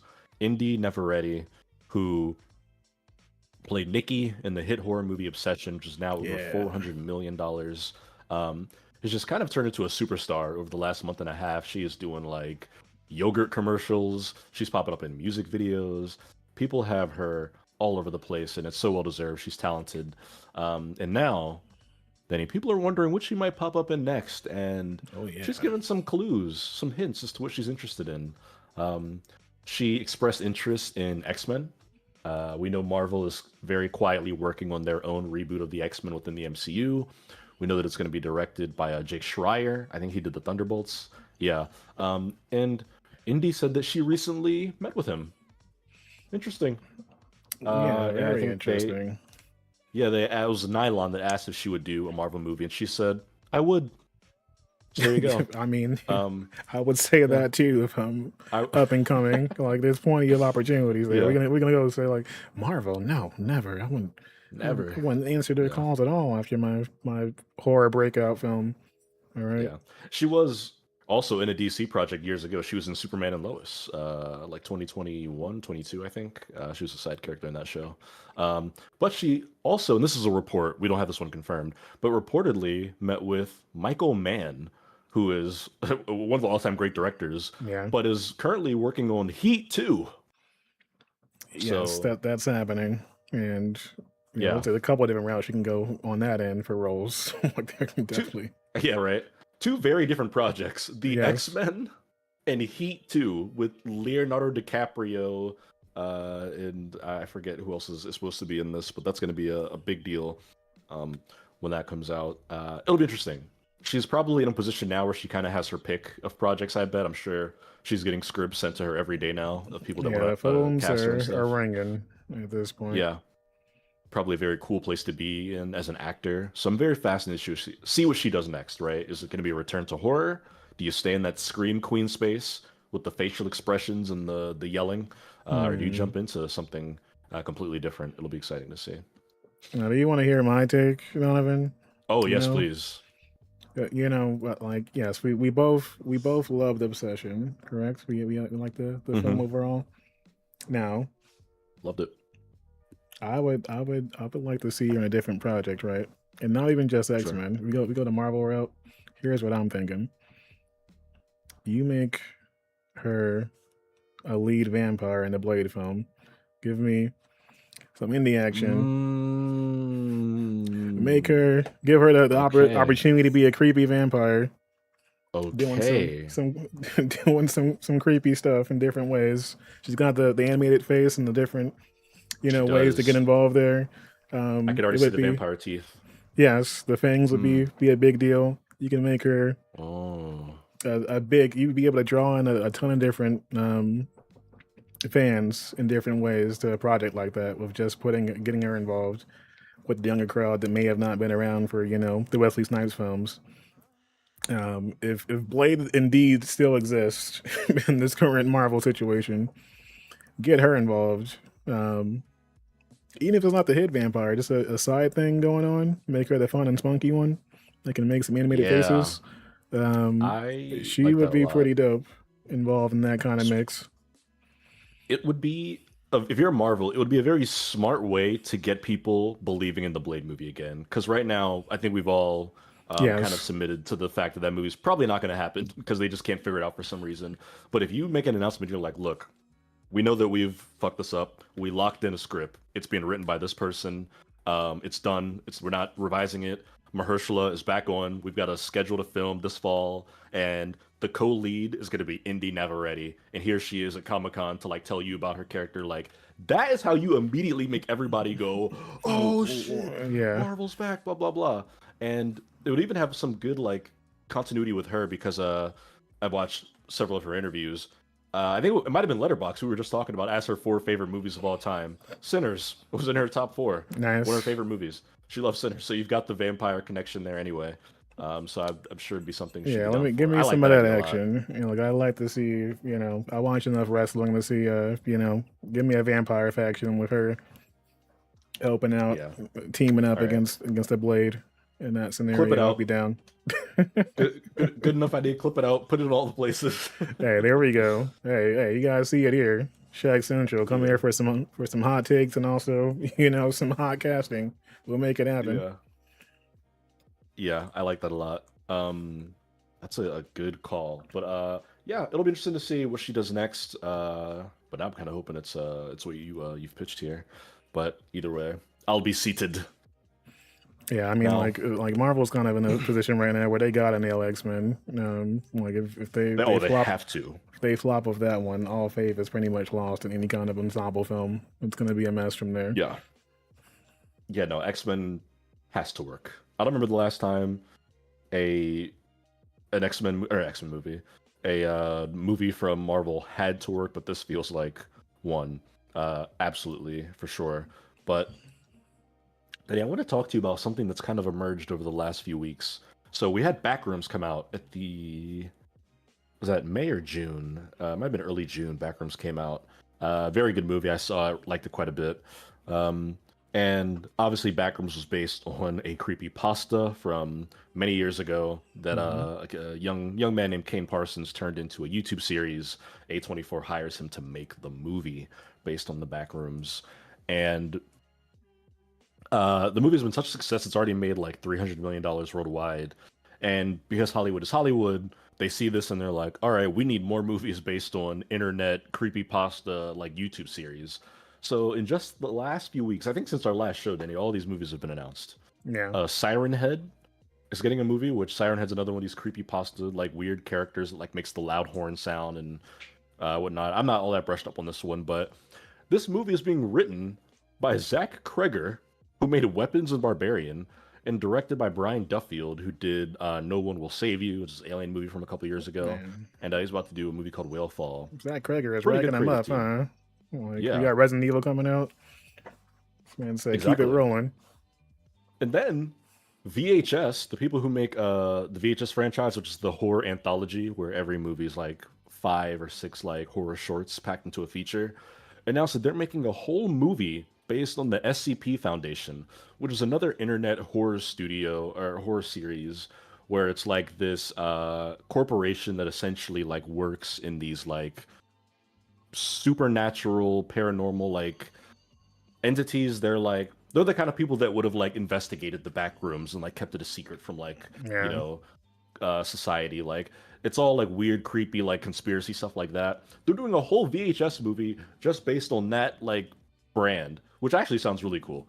And then Steven Spielberg, through his company Amblin, is going to produce an adaptation of the Mandela Catalog, which is another horror YouTube series, and it is based on like this concept of like it's one of these like found footage creepy sort of videos where these like weird entities like descend on society like these towns, and it like essentially psychologically torments people, makes them like want to like die or kill themselves or something, and then it like replaces them, it like takes over their appearance, Oh, and it's okay. like these doppelgangers that like come and like terrorize communities. And the videos are like it's like some of them are something like the 90s, early 2000s with like this grainy footage, and they have like these weird distorted faces. That's getting a movie, and yeah, it's Interesting. just crazy. Hollywood's they're all like trying to find these crazy IPs. So if you're somebody who posted a scary story on Reddit 10 years ago, check your email because Steven Spielberg, They Bob want Iger, what you. yeah, what of these companies might be emailing you to make a movie? Wow. Um, Yeah, crazy, crazy, it crazy does stuff. seem like that they're definitely leaning into, the YouTube action a lot more. But it's also like Mhm. I wonder if there's both the level of creativity involved, but then also like a mixture of things when it comes to wanting to reach a younger audience. Because a lot of the things that we saw, even when we were growing up and things like that, was some of Mhm. the kind of changing of the guard when it came to a lot of the like more slasher horror and stuff like that, and then it shifting more to the internet age and seeing some of those like horror tropes kind of shift over time, and people trying to keep up with like what people are actually interested in comparison. Like it's Sure. all less of Evil Dead energy and Texas Chainsaw Massacre, and more of like it started to shift into some of the other things Yeah. that you see nowadays. I'm like right now we're getting so much of the imposter stuff, like you were talking about. Steven Spielberg going on that route with the doppelganger energy and stuff like that, or companions that are, you know, somewhat human but not really human, or AI action and mixtures of that kind of thing happening. Your Megans and such. Like there's Right. always a shift in the horror and when it comes to what people are dealing with from time to time. We went from like viral situations like the Blair Witch Project and camcord, you Yeah. know, that whole like camcorder energy, or oh my filmy shitty video. And you see like people will watch like an Yeah. hour and a half of any movie, and then suddenly you see some eyes staring back at you for like 3 seconds. Like, oh wow, that was terrifying. Yep. I'm glad I paid that 14.99. Yeah. I mean, I think this is fun. Is kind of my take on it, right? Like I'm not like crazy hyped for any of these movies, really. I think they sound interesting, but I think it's a fun little phase for horror to be in, and also cool for Generation Alpha because this is like I heard a lot of people say that like you know Backrooms is like the first Gen Z, Gen Alpha like movie, you know, Yeah, like I mean where that's it is their their brand, right? Like millennial, like the Backrooms is like people that are like 15 to like 23, right? Or like into the Backrooms. Is a very young and fresh like IP or concept, right, if you will. And the same goes for a lot of these that are being listed here, you know. So this is their version of like the book you love getting made into a movie, right? So yeah. I mean it uh is interesting to kind of see like because horror and seeing how stories kind of get passed down from the YouTube and the other stuff. Like we do have basically a brand new kind of like lore coming from these YouTube situations and spooky Reddits and that kind of thing, and we definitely seeing more of that kind of like transformation happening with the younger crowd who are like pulling up YouTube on their tablets. and stuff, or swapping through things on their phone and that kind of thing. And I'm kind of curious to see kind of like how much more the production and movie side in the industry starts to kind of shift towards that when it Hmm. comes to giving them more like major league projects, like we saw with director of Obsession, how he's getting basically the go crazy with Texas Chainsaw Massacre next year. Zach Kreger getting involved with Resident Evil, and like seeing more of that kind of creativity with like lower budgets from YouTube situations leading to bigger projects down the line. So I want to see kind of like if Hollywood has a limit to how far they're willing to go for more of this kind of stuff, or if it's more like, hey, we know you guys can do this stuff for cheap, so start cranking them out. Um, Yeah, that's definitely a big part of it with horror is that you can make a lot of these for way cheaper than you do a big budget action movie or a sci-fi movie. Pretty much everything that's not like a comedy is essentially going to cost you a lot more than like a nice low budget horror film.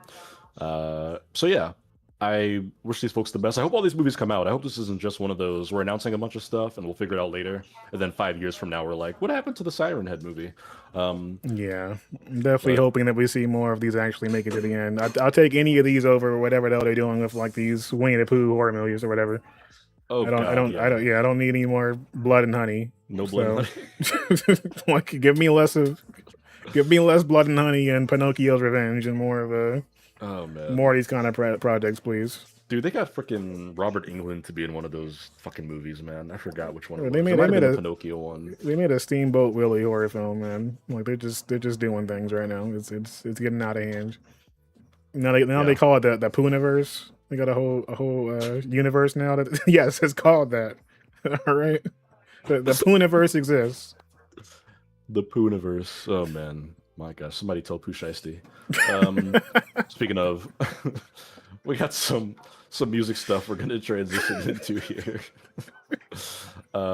Because let's see, why do I always forget RIAA? It's the Recording Industry something association, I think.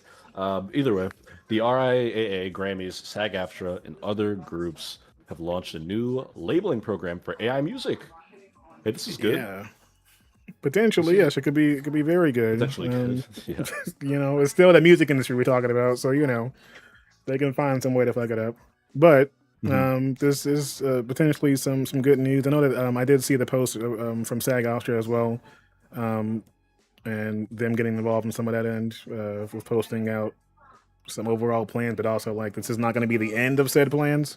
You just something like the labeling project they have planned first, but they say this is ongoing, so there will be additional um, things in place down the line that hopefully make more of this happen in the long run.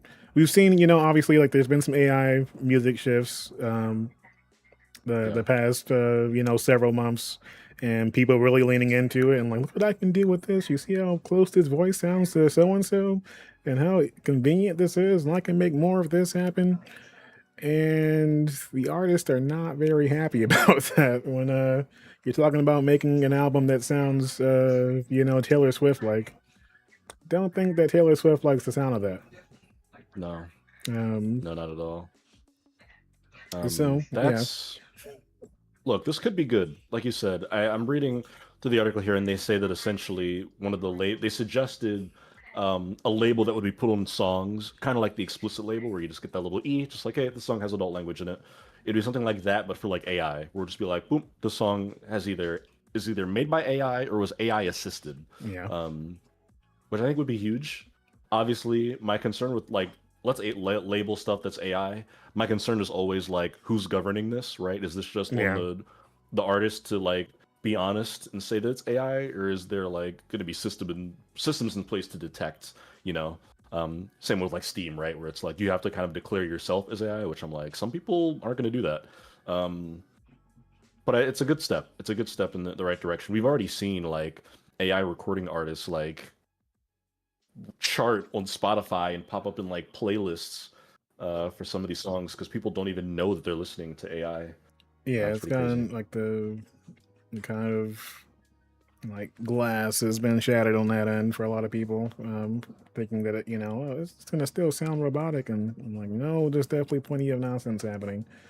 But yes, having the Grammys get involved in other groups is definitely a big deal. Basically, potentially this could be a very good thing. I'm a bit skeptical when you get involved with the music industry and like who has power in some of these situations. But if they actually stand their ground here, we could see some actual foundation for more rules involved in how AI placement gets involved with the industry overall. So hoping we see some good progress here across the board, and the same with how labels and other potential artists look at AI overall. So we'll see. Hmm. Yeah, we will see. And my fingers are crossed for anything that gets closer to proper regulation uh, for this stuff. Dude, I'm curious to hear your take on this because Kalela, I hope I'm saying that right? Kalela Yeah, released her third album today. What should I know about this artist? I'm actually not really familiar with her work here, but I gotta give her album a listen. yeah. Kalela is, Work Records. she's been out here for a good minute. And this is her third studio album. She's basically, that has basically hit um today, and yeah, Kalela's got some interesting sounds. She's also been involved in several different projects, but uh, we're speaking about kind of like the shifting of identity and you know mixtures of both the tech world and things like that. She's played around with some of those kind of sounds in her projects, but she's big on like the R&B sound, but also like working with other artists for some of more of the new age, even rock sound and stuff like that. She does full remixes to remix Okay. albums and stuff like that on the side, um, breakbeat and that kind of thing, and some really interesting music videos and that kind of stuff too. Uh, but I highly recommend like giving her some love with her new album, New Avatar, dropping today. Um, Basically, you get like a Clayla project maybe every couple years, and usually there's some Okay. interesting both visuals and some of everything when it comes to both her sound and then like the mixture of how things work with her fashion sense. Like she's the type that will be rocking like full out alien contacts and like Oh, okay. in the middle of like Tokyo, Shibuya and stuff like Sure. that, going a bit wild. Um, Uh-huh. but yes, she's big on both the fashion scene, music scene, and I can always expect some fresh and new sounds from any of her projects that drop. Same with the remix albums and stuff like that too.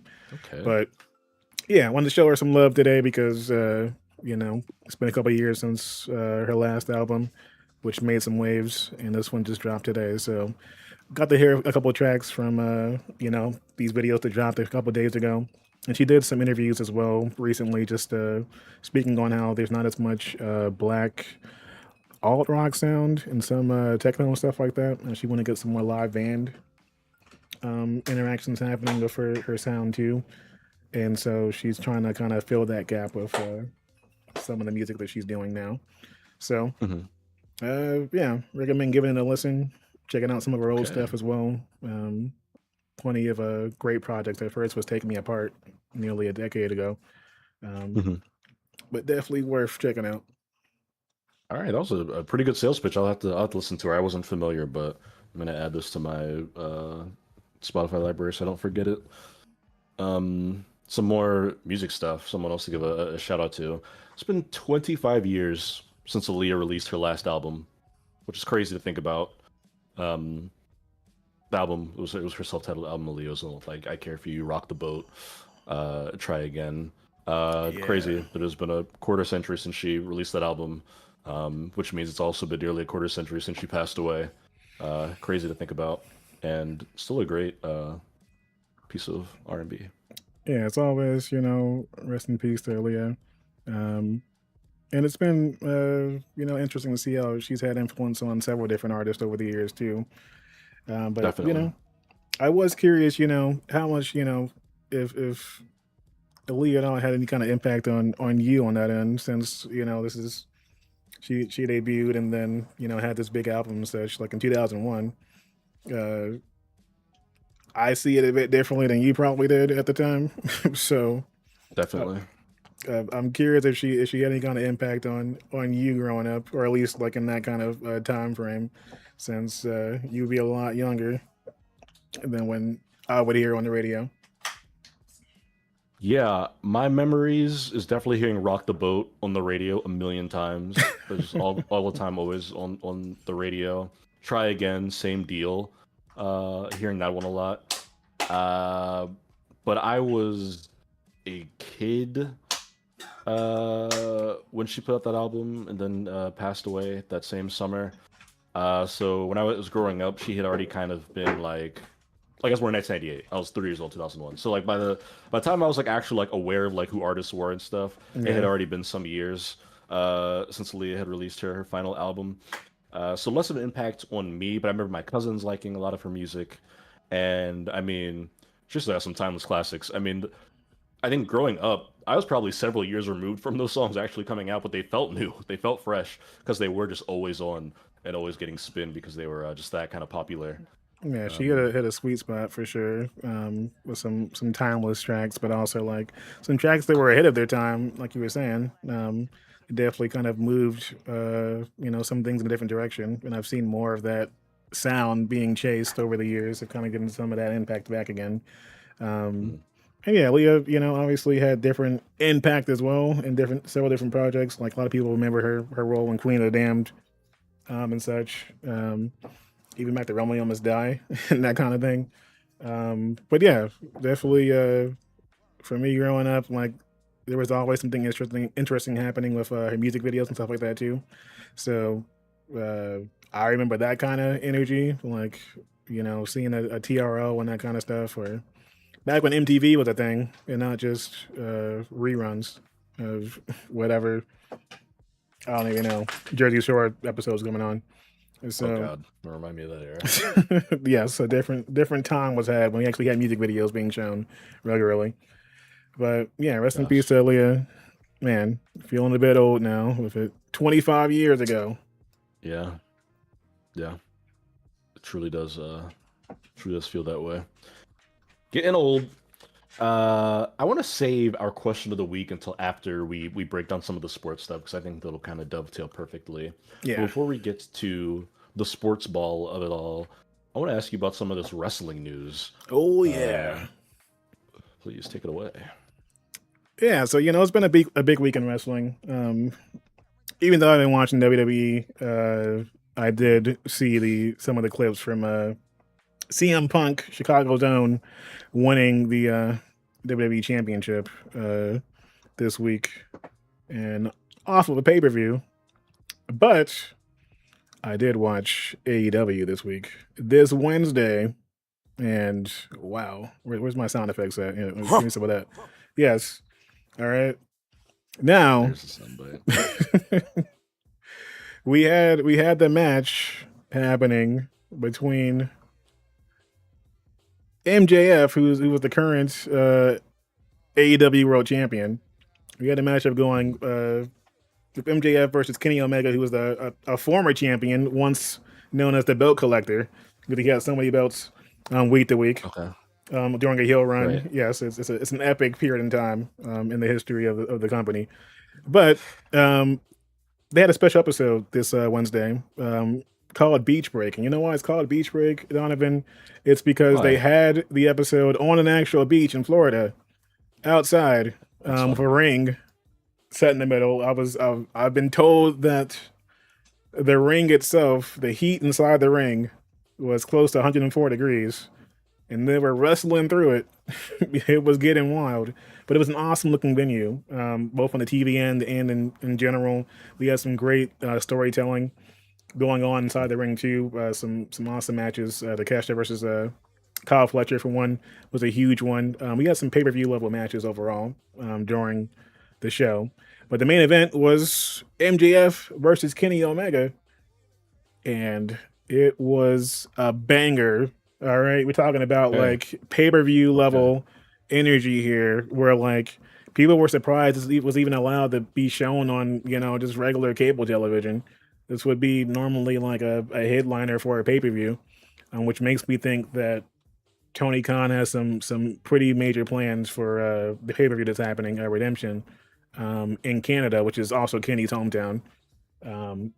But Kenny Omega manages to pull off the I don't even know what it's called, an upset, because I mean he's Kenny Omega, but Right. uh, he he wins the championship back in what was considered a massive match, because he basically told MJF that if he loses this match, he'll never challenge for the belt again, which was the Oh, stipulation to get them back into fighting each other basically.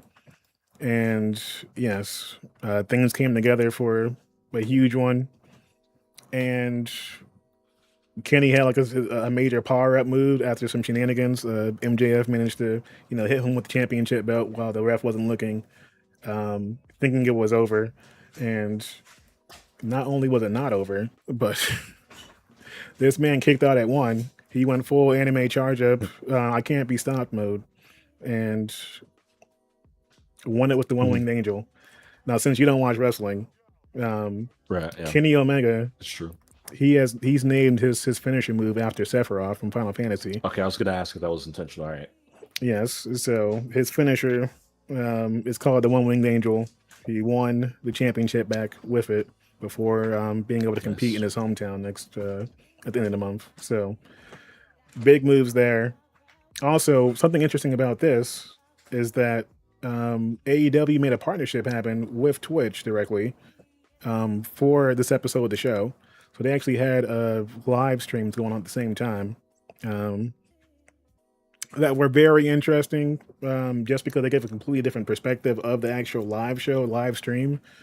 And I was like, whoa. I was watching the TV, show in production, but they did have Cash Nasty Gaming and Agent Triple O Oh, streaming at the okay. same time. Know those Basically, they had done guys. a complete pre-show as well, and so you got to see their perspective of the ringside Was and this everything. was this the same stream? I saw a clip of Agent talking to the Big Show about video games, Yes. and the Big Show was like, "I have like 80 days played in Baldur's Gate 3 or something like crazy, and like more in Cyberpunk or something like Whoa, that." the It's like, big show. Yes, that yeah, indeed did happen. He okay, was also involved in a pre-show match before the main TV show. Big Show digging sure, in the ring as well. So yes, that all was true. It happened, it happened the way it did, and I was like, nice. whoa, okay, I see now. So yeah, some big moves there overall for the overall show. I think I had a clip in here of just like what it looked like. Let's see where it is. There we got Osip in chat. Yeah, with the belts. Big moves right there. Oh yeah, Yes, exactly. Let me see if I can. I just want to grab a quick clip so you guys can see what it looks like. But I'm hoping that this leads to more of the Twitch end going on with that side of things, because that could be a huge avenue for AEW overall. There's several mhm, streamers, there's several wrestlers that do actually stream on Twitch as well on their off time, both in Japan and other places. So I'm curious to kind of see where things go with some of that end, because there's a lot of potential there for like new viewership. Folks like Adam Cole, who was Adam Cole, baby. Um, they stream. He's been playing Baldur's Gate 3 and other games. oh yeah, And several folks do get around to basically playing a ton of different stuff. So I want to see kind of like what they're doing on their off time. But yeah, here's a quick clip they got up here to show what it looks like. Um, all right. I'll keep some of the sound lower here. But yeah, so they had things going here towards, as you can see, both sides here are going through it. I know that ring was hot as hell. And you see their I mean, they perspective look over like they're here. dying. Yes, they're basically dying over here. And Kenny was like, "All right, here we go.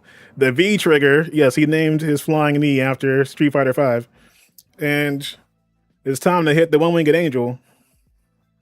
And good night. You're not getting up from Oh, that. that was Game good. over. Goddamn, ref was enthusiastic. Yes, That was that's a good. wrap on that one. But yes, as you can see here, They had some pretty big stuff going on the side end. So if we get more of that kind of action, like live during shows, it's a good way to bring in some of the talent and Mhm. such, to show off different things throughout before the pre-show, and during the show as well. So I heard that they had Right. some massive viewership, over 30K or so watching. So big stuff there for sure. Nice. I dig And that. also, Really fun. I forgot to mention the sales went on, the tickets went on sale for AEW, All Out here in Chicago, Oh, you going? which I was able to snag some. So I will be at the Hey. pay per view Okay. to give some live action. Um, I basically haven't missed an All Out, I believe, since the at least not the ones that are in Chicago. I want to say we've had 5 out of the 6. So Okay.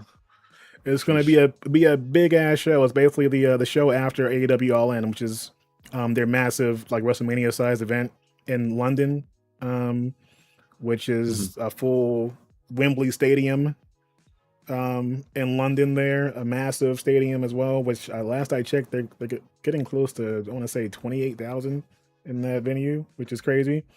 Um, Golly. yes, a lot of people will be there, which brings me to my last point here. Okay. Now that Kenny Omega has won, it's officially on for AEW All in London. As you see here, he'll be facing Will Ospreay, the young up and comer, quote unquote. He's had Uh-huh. some bangers of his own. He's also, you know, UK fresh blood and the future of the company. They basically have made it clear that Will Ospreay is like the one they believe is he's going to be the guy for several years here. And the big thing for him is that he had severe neck injuries a year ago. He's basically worked his way back from injury over the past several months, and he looks fantastic in the ring.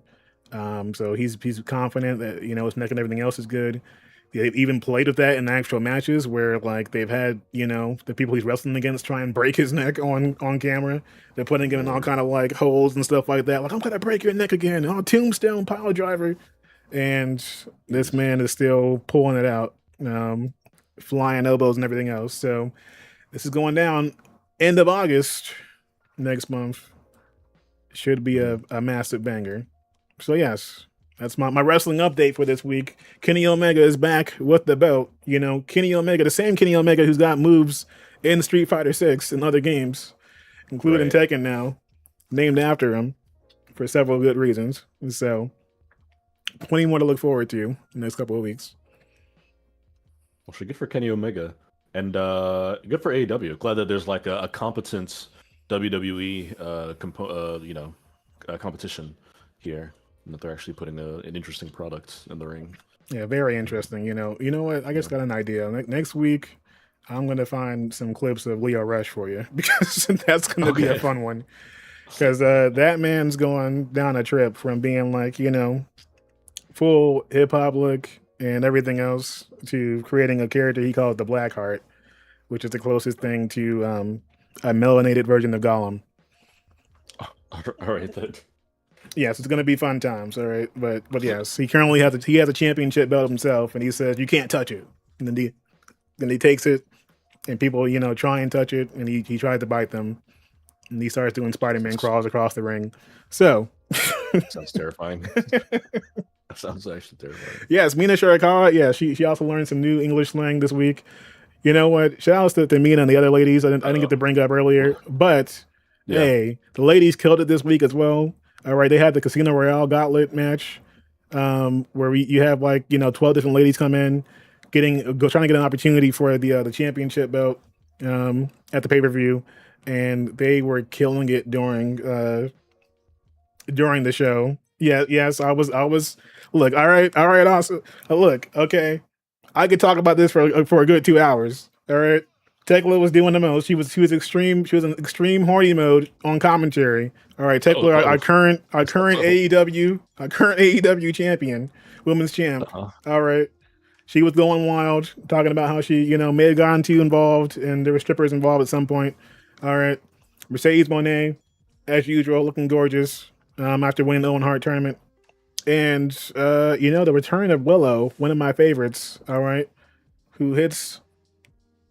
She is the babe with the power. She came back from injury as well this week and killed it. Oh, Willow Nightingale, show her some love. There's been some craziness going on, but also I'm enjoying Tony giving the women's division some actual love here and giving them time on television. And they've been able to pull off some crazy things as well over this past couple weeks without having Willow around. And Tony Storm's still out for who knows how long. The last time we saw her was like during a murder mystery situation where they found they found a heel in the murder back. mystery situation. Yes, Donovan. Yes, exactly. This is why you should be watching some wrestling. All right, because they saw some blood and they saw Oh her boy. high heel, and that was it. Next to her body, Okay. and they're like, "Who did this? Red Who? bottoms. Who could have did this with her?" They hit her with her own heel, and Mhm. and then she's been running off of television for several months since. So, Amazing. Well, to go backwards a little bit, I feel like I need to know what was the English slang that Mina learned. What was that? What was that an allusion to? Is it appropriate for stream? I will let Austin put that in chat. All right. Oh no. Yeah, yes, Tony's Okay. return will be epic. You're right about that part. Yes, I mean Okay. Tony's gonna. And I can't even imagine like Tony involved with a Tekla feud. All right, the two of those, that level of like freaking horny together on screen is gonna be ridiculous. All Oh right, gosh. I put it in the evening ring. There you go. All right, Evening yes, reading. Okay. I need to watch that clip then. My goodness. All right. Well, hey, we do have some other sports stuff to get to here because I do include wrestling in the sports talk. It's kind of our introduction here. We got some basketball news, Danny, because last time I was here, I know we talked about the Knicks winning the NBA championship. yeah, Of course, after the championship comes free agency in the off season, and we have had some massive, monumental moves so far. Probably the biggest has been the Jalen Brown trade. The Boston Celtics traded Jalen yeah. Brown to the Philadelphia 76ers for Paul George and two future first round picks. I believe that they might be pick swaps, which is kind of less good. Um, but yeah, this has been crazy. So essentially, the way this goes, the Celtics play the entirety of the regular season. Well, not the entirety, like 80% of the regular season with Jalen Brown, no Jason Tatum recovering from a leg injury. Tatum comes back at the end of the season. Celtics have a pretty good year, make the playoffs, and Yeah. then lose in embarrassing fashion to the 76ers. They blow a 3-1 lead. The Sixers come back and eliminate them in the playoffs. And afterwards, there's some rumors that the Celtics are in on Giannis. Giannis Antetokounmpo's on the Who would have market. thought? Yeah, we get rumors that they made an offer for Giannis Antetokounmpo to the Milwaukee Bucks. The rumors say that this trade package includes Jalen Brown, their number two, the guy that just carried them through a season that everyone thought they'd be trash. And as the story goes, we'll talk about this next, but Giannis ends up going to Miami instead, which means Jalen Brown's still in the Celtics. But you know what will disgruntle a star player? Dangling them Hmm. out like bait and trying to use them to get another star whom you believe is better than them onto your team. So it seemed like there might have been a bit of a rift created by the Celtics pretty publicly offering to trade Jalen Brown for Giannis and failing. So it seemed like that relationship might have been a bit beyond repair. There was also just the ongoing arguments between fans and stuff about the Tatum versus Brown. Can they coexist? Who's the true number one? Brown won Finals MVP when they had that championship in 2024. Is Tatum the number one guy? What's he gonna come back from injury? Should Jalen Brown have his own team? A lot of outside noise, and it all culminated in Jalen Brown being traded to the 76ers, the Celtics rival, their division rival, a team they Yes. have done battle with more than maybe anyone else, maybe other than the Knicks, or maybe more than the Knicks in the postseason over the last 30 years. A team they got to see many, many times, and they got back Paul George, who's 37 years old, and two first round picks that probably won't be great because the Sixers are going to be good. Um, so yeah, this has been quite the talk of the basketball world. A lot of people have been 360 slam dunking on the Celtics, saying this was a terrible trade for them, which it kind of was. But you do have to wonder. I guess this must have just been the best they could get for Jalen Brown. Maybe he had some influence. Maybe they had other trades, and Jaylen Brown was like, I ain't going there. We'll never probably know the full story there, but it's crazy. The Sixers are now looking at a lineup with Tyrese Maxey, VJ Edgecombe, Jaylen Brown, Joel Embiid for however many games he can give you in a season, and then I don't know whoever they put at that fourth spot there. Maybe a certain free agent that's still looking for a new team. Hmm. Yeah.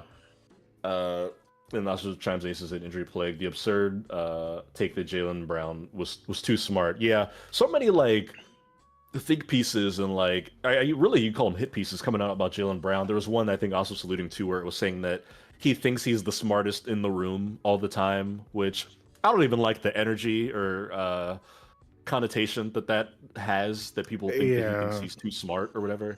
Um, and then all the like advanced analytics stuff where people are like, actually, if you look at the analytics, he's like not even a top 35 player in the NBA. He was the seventh most efficient player on the Celtics. Like, Why they all this like always using random bullshit. stats and that Yeah, kind of nonsense when you see this man play?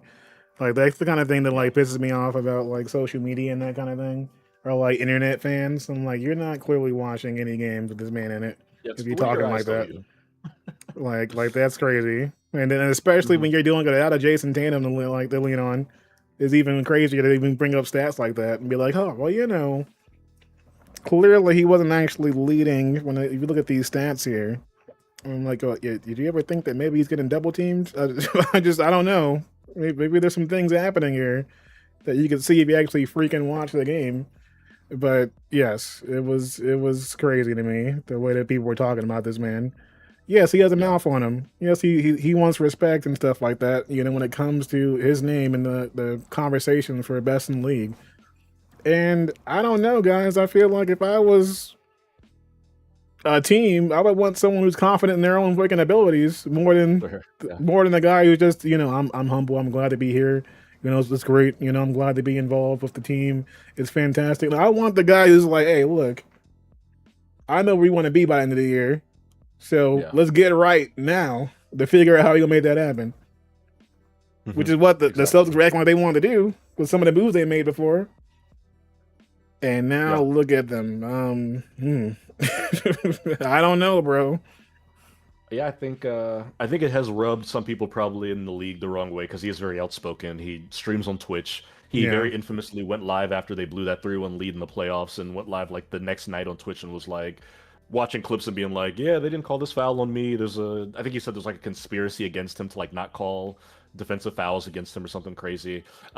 Some spice, some drama here. After that game during that Twitch stream, he said that Joel Embiid is one of the league's biggest floppers and that he knows it. Yeah. Now they're teammates, so that's funny. That's a Um, freaking mess in itself. But uh, at the same yeah, time, like the Celtics, if y'all were worried about the drama from from any kind of streams happening, you go and get podcast Paul over here, like podcast ball. Mr. Paul George of all people. Oh man, Or did you too add long, you had too a deep clause for into his tea. contract about them podcast days or no? Because I feel like there should be something in Podcast there. tea. Like give him some kind of clause moving forward. I mean, I don't know what the Celtics are going to look like next year. All we know is that they didn't want to give up Hugo Gonzalez and Baylor Shireman in this Giannis trade for whatever reason. They're going to get Tatum back. I'd look Yeah. Tatum when he's healthy and playing well. He's a dog. He's one of the best players in the NBA. Yeah, there's no Um, denying that for sure. they got a great coach. A lot of the role players stepped up this year. They got Derek White still. Like, there's a chance that that team is still just like pretty good. Like, assuming they can remain somewhat healthy, and that nothing absurd happens. No one thought they'd be good this year, and they were like the third seed in the East. So they're not. I'm not ready to be like, well, that team's a dumpster fire now. No, But especially they with some definitely of the got other teams worse. we got in the league. I mean, come on now. Like we're not gonna Yeah. pretend like they're bottom barrel here when you still have a decent Tatum on your team. Yeah. As long as he can Yeah. stay healthy. Also brings up a good point that the Celtics are owned by a private equity firm now. Yeah, they just sold. I want to say that was 2025 or maybe at the end of 2024. He said they're trying to cut costs and it's very analytics driven. Yeah, yeah, we're seeing that in a lot of organizations across the NBA. The Trailblazers have a new owner that everyone says is a cheapskate. He was like didn't even do like a shirt giveaway during the playoffs, which is like the bottom of Yikes. the barrel of things NBA teams do for home games in the playoffs. But yeah, it's interesting, and that was not the only trade I mentioned. Giannis Antetokounmpo went to the Miami Heat, ending what feels like a 2-year-long saga of will they, won't they, with Giannis trades. Uh, they got back Tyler Hero. They got back Khalil Ware. They got back a bunch of draft picks. They got back Jaime Jaquez Jr., Kasparis, Jakuchonis, and Yeah. then 3 first-round picks, including this year's number 13, which they used already to draft Nate Ament. Um, man, it seems like there's nobody left on the Heat but Giannis and Bam Adebayo. They just brought in Tim Hardaway Jr. as well. But there you go. Giannis is a Heat. He put out a very cool video thanking Milwaukee. I thought it was very touching. But new era for both teams. Yeah. That Bucks roster looks depleted. Miami has a million holes to fill, but they got what they wanted, which is a superstar to pair with Bam. So Yeah. I mean, this is man, like just thinking about how much the league has changed in the yeah, past which also several is weeks. attributing to the Knicks there. The Knicks got the whole league shook. Yeah, everyone in the Eastern Conference was like, we got to knuck up. We got to figure out what's going on here. We got to lock and load. It is time. Yeah, it is. It's go time. But Yeah. I mean, like honestly, were you surprised by the Giannis situation where he ended up going? No, it felt like it had essentially come down to Boston or Miami, just following all the like reporters and insiders and stuff. It seemed like it was one of those two teams. Felt like that we were reaching our wits' end with him staying in Milwaukee. So not surprising, but still crazy that it happened. Seeing him actually play. Apparently, he's going to wear number 7 now, which I kind of prefer 34. Yeah. But also, I just think the Heat are going to probably need some other players. Yeah, that's the issue. Like, you look at what they traded, and it's like everybody that you know plays for the Heat, you know? So it's like, Yeah, who is left on that that's team? what I'm thinking too. Is that like when you look at that lineup, it's still. Yeah. And I was leaning It's, towards the Heat in general too of making this happen because like the way that Boston was moving, like things fell apart pretty quickly. Even though they were Mhm. trying to make it seem like it was, not as bad as it was, but this is gonna be they gotta make some other moves, man, for the Heat right Yeah. now to And make this I make think they sense. will. I mean, Pat Riley's always sitting there with his finger pads against each other, thinking of what his next move is. Like I said, they brought back Tim Hardaway Jr. They brought down his father's number for him to wear. I saw Pat Riley made a joke about it. He was like, "I thought this number was retired."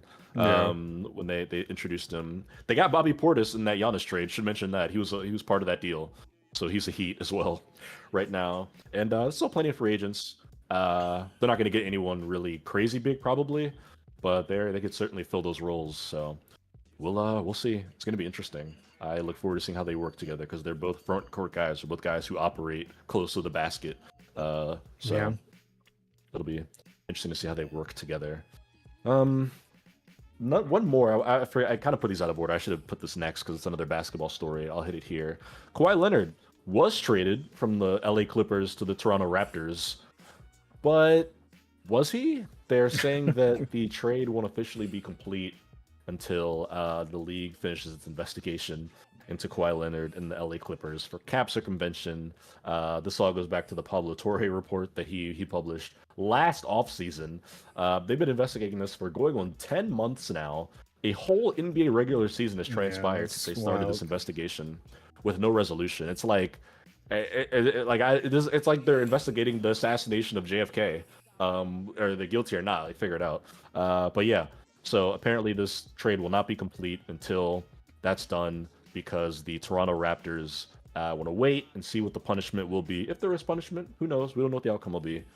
Um, and yeah, also saying what I heard a lot of people on social media saying this week that Kawhi tried to flee the country. He tried to jump the border because he knew the FBI was coming after him, so he wanted to be out of the country. But yeah, just a mess. And to me, what this says to me is that he's probably going to get suspended if the Raptors are like waiting to Yeah, officialize the trade. Is that there's clearly going to be some punishment for him specifically, in addition to whatever they do to Steve Ballmer and the Clippers. You might not want to trade for a guy who's got to sit out 35 games in the season or whatever. yeah. But what a mess. What a mess, man. For Clippers some going extra crib. billions. all this for extra millions on top of the hundreds of millions they were already going to pay him no matter what. And I get they're trying to lure him away from like other teams or whatever, including the Raptors back in 2019. That's when this all happened after that Yeah. championship. Um, what a mess. Glad that's not my franchise or my favorite player going through this. Yeah, I don't understand. an extra Even 48 million, yeah, on like top of his what $300 million contract that he was signing. like Yeah, how they all crazy. even escalate to that point where like you think that somehow this is not gonna not gonna make any kind of waves, and they probably felt like, hey, things are going all right until they're not. Like Yeah, that's crazy to me that they thought this was not gonna end up. Thought he could get away with it. Yeah, I mean he clearly thought he would get away with it, but he did. He did think he that got ain't it. 3 mil or 1.5. Like, It's like bruh. the Scooby Doo, the motto they always use in Scooby Doo. It's like, and I would have gotten away with it too if it wasn't for you meddling kids with because the Pablo Torre report was kind of blew the lid open on this and made the league address it officially. So yeah, Yeah. hopefully soon, hopefully within the next few weeks, maybe sooner, we get an answer because you can't have an open investigation forever. Eventually, you gotta like end your report and be like, okay, here's what we found. Here's the you know the sentences, I guess, if you want to say the suspensions, the fines, whatever you're going to do. I I do feel wish like the league office with would the get on way with that it. Adam Silver, operates, that Yeah, I don't think he wants the heat from not coming down hard enough on this situation in right. Yeah, comparison because yeah, he have not been making uh decisions that people are very happy with lately in general. But now no, you got the entire offseason for people to focus on those decisions as well. Uh it's probably gonna be one of those where like they come down pretty hard on these folks because if you do the opposite, it's gonna get people pretty will get ugly happy. Yeah, during this I mean, this downtime. all the teams that were in the Kawhi Leonard race in 2019 that wanted to sign him, that all got screwed over because Yeah, they didn't try to circumvent the league salary cap. The Toronto Raptors, who won a championship with him and were on their hands and knees begging him to stay, they were ready to do whatever they had to do to re-sign him, and he pieced out and went to the Clippers because he wanted to play in Los Angeles and. Was getting an extra $48 million apparently under the table, allegedly, I should say. Clippers Yeah, going it's crazy. Cliff. Yes. Yeah, yeah, Clippers are going to clip. So I'm curious to see what the actual findings will be, or what the punishments will be from the league office. To jump to a different sport, Denny, the United States has been eliminated from the World Cup. I have to announce. It's been like a week, I think, since that U.S. happened. Who would have thought that At the hands of after all that Belgium. pride, you get After hit all with the that Belgian pride, waffles? yeah. In the second round, I think it was the round of 16. Yet a Belgium in Seattle on Monday night.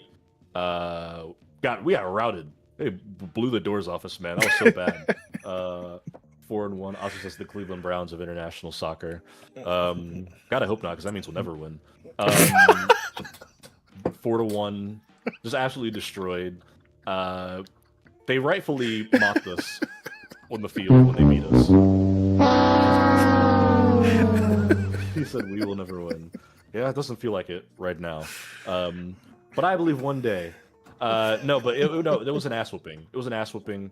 This all came, of course, after Trump called up. I forget the name of the fucking guy that runs Yeah, FIFA. that And got him to ridiculous. reverse the suspension on Balogun, who played. Didn't do too much, That but red card I got no. scenario. Just Yeah. shame on them.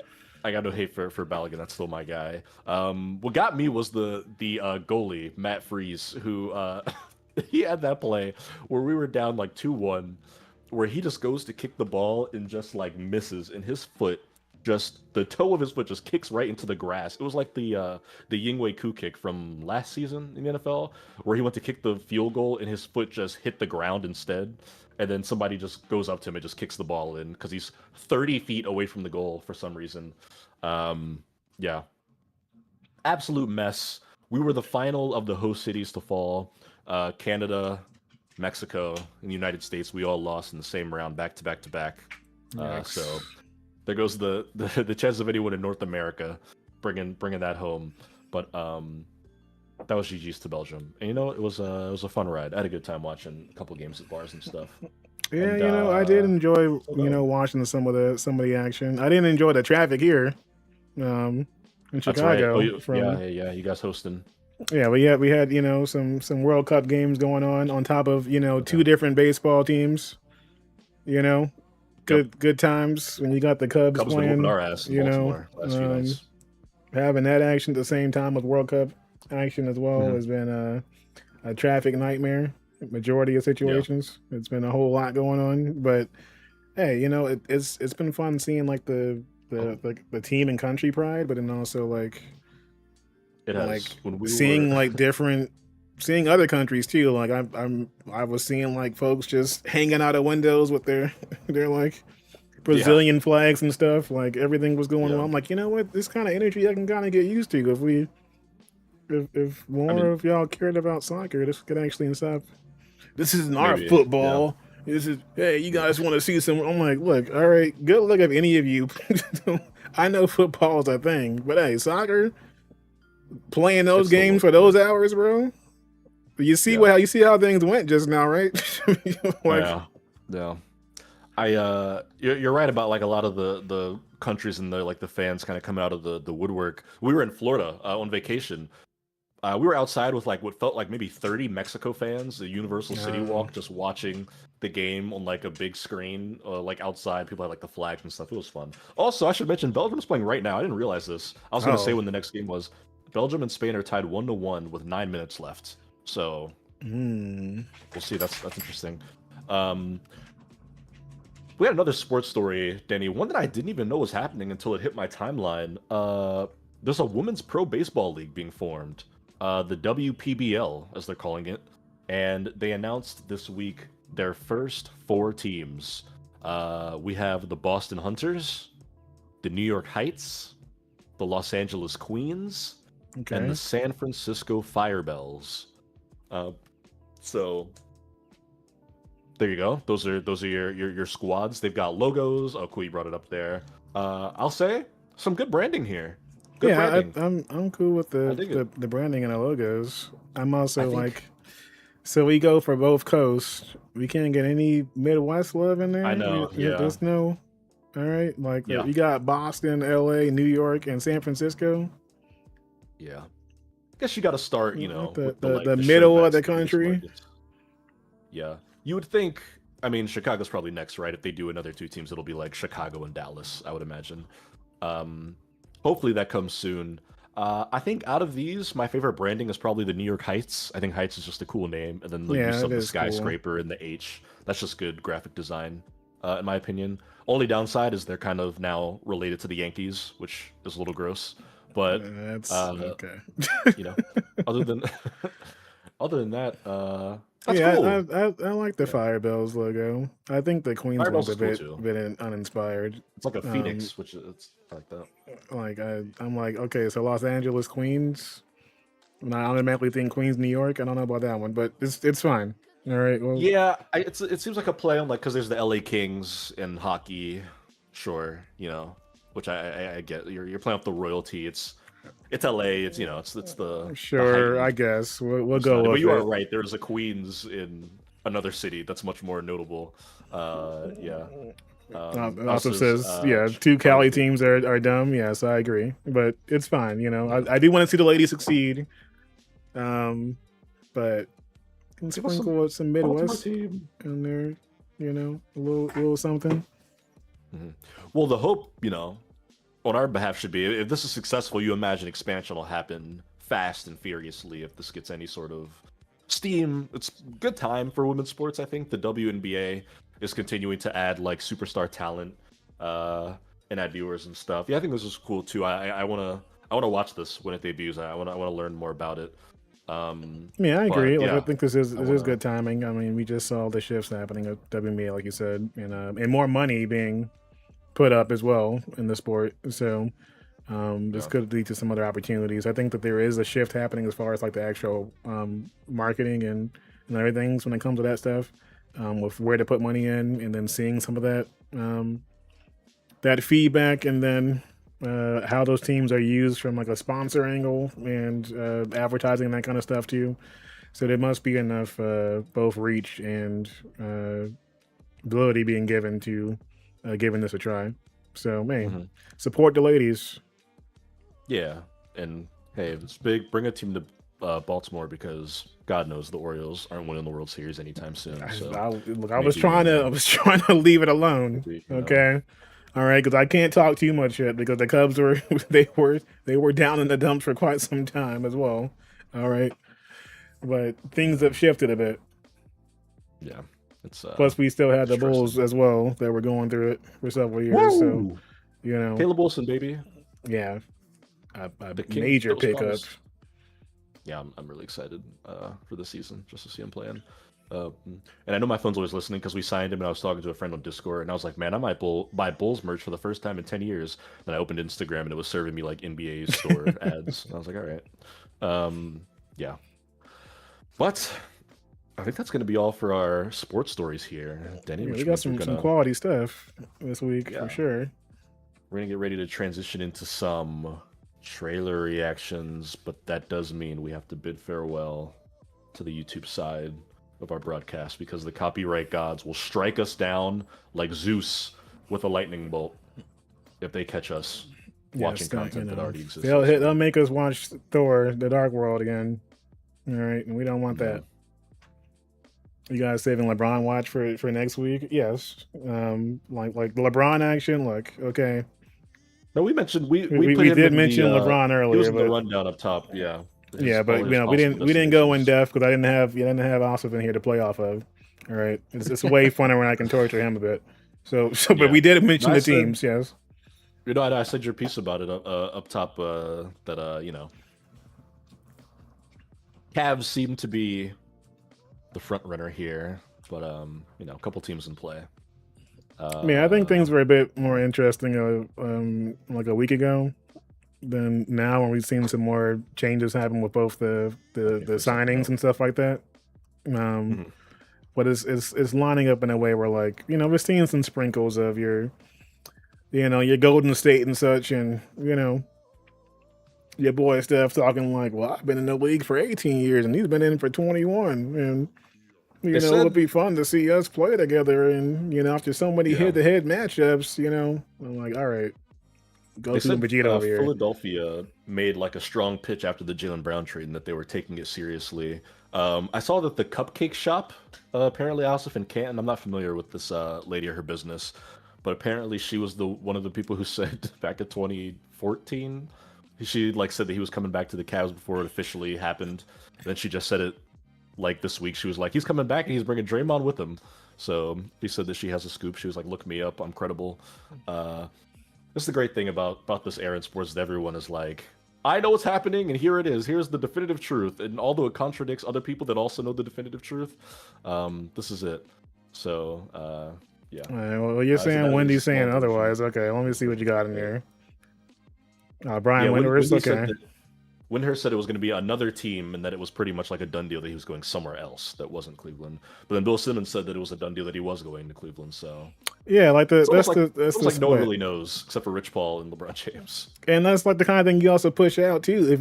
If you are Rich Paul, like find a way to make this man even happier Damn right, outside Bill of a Simmons. max deal. Like I'm gonna make this happen and make it chaotic as fuck on purpose, Yeah. just to tell you that hey, he mentioned making sure that he has a swimming pool at the next training area, and you haven't made that happen yet. And someone were taking more calls.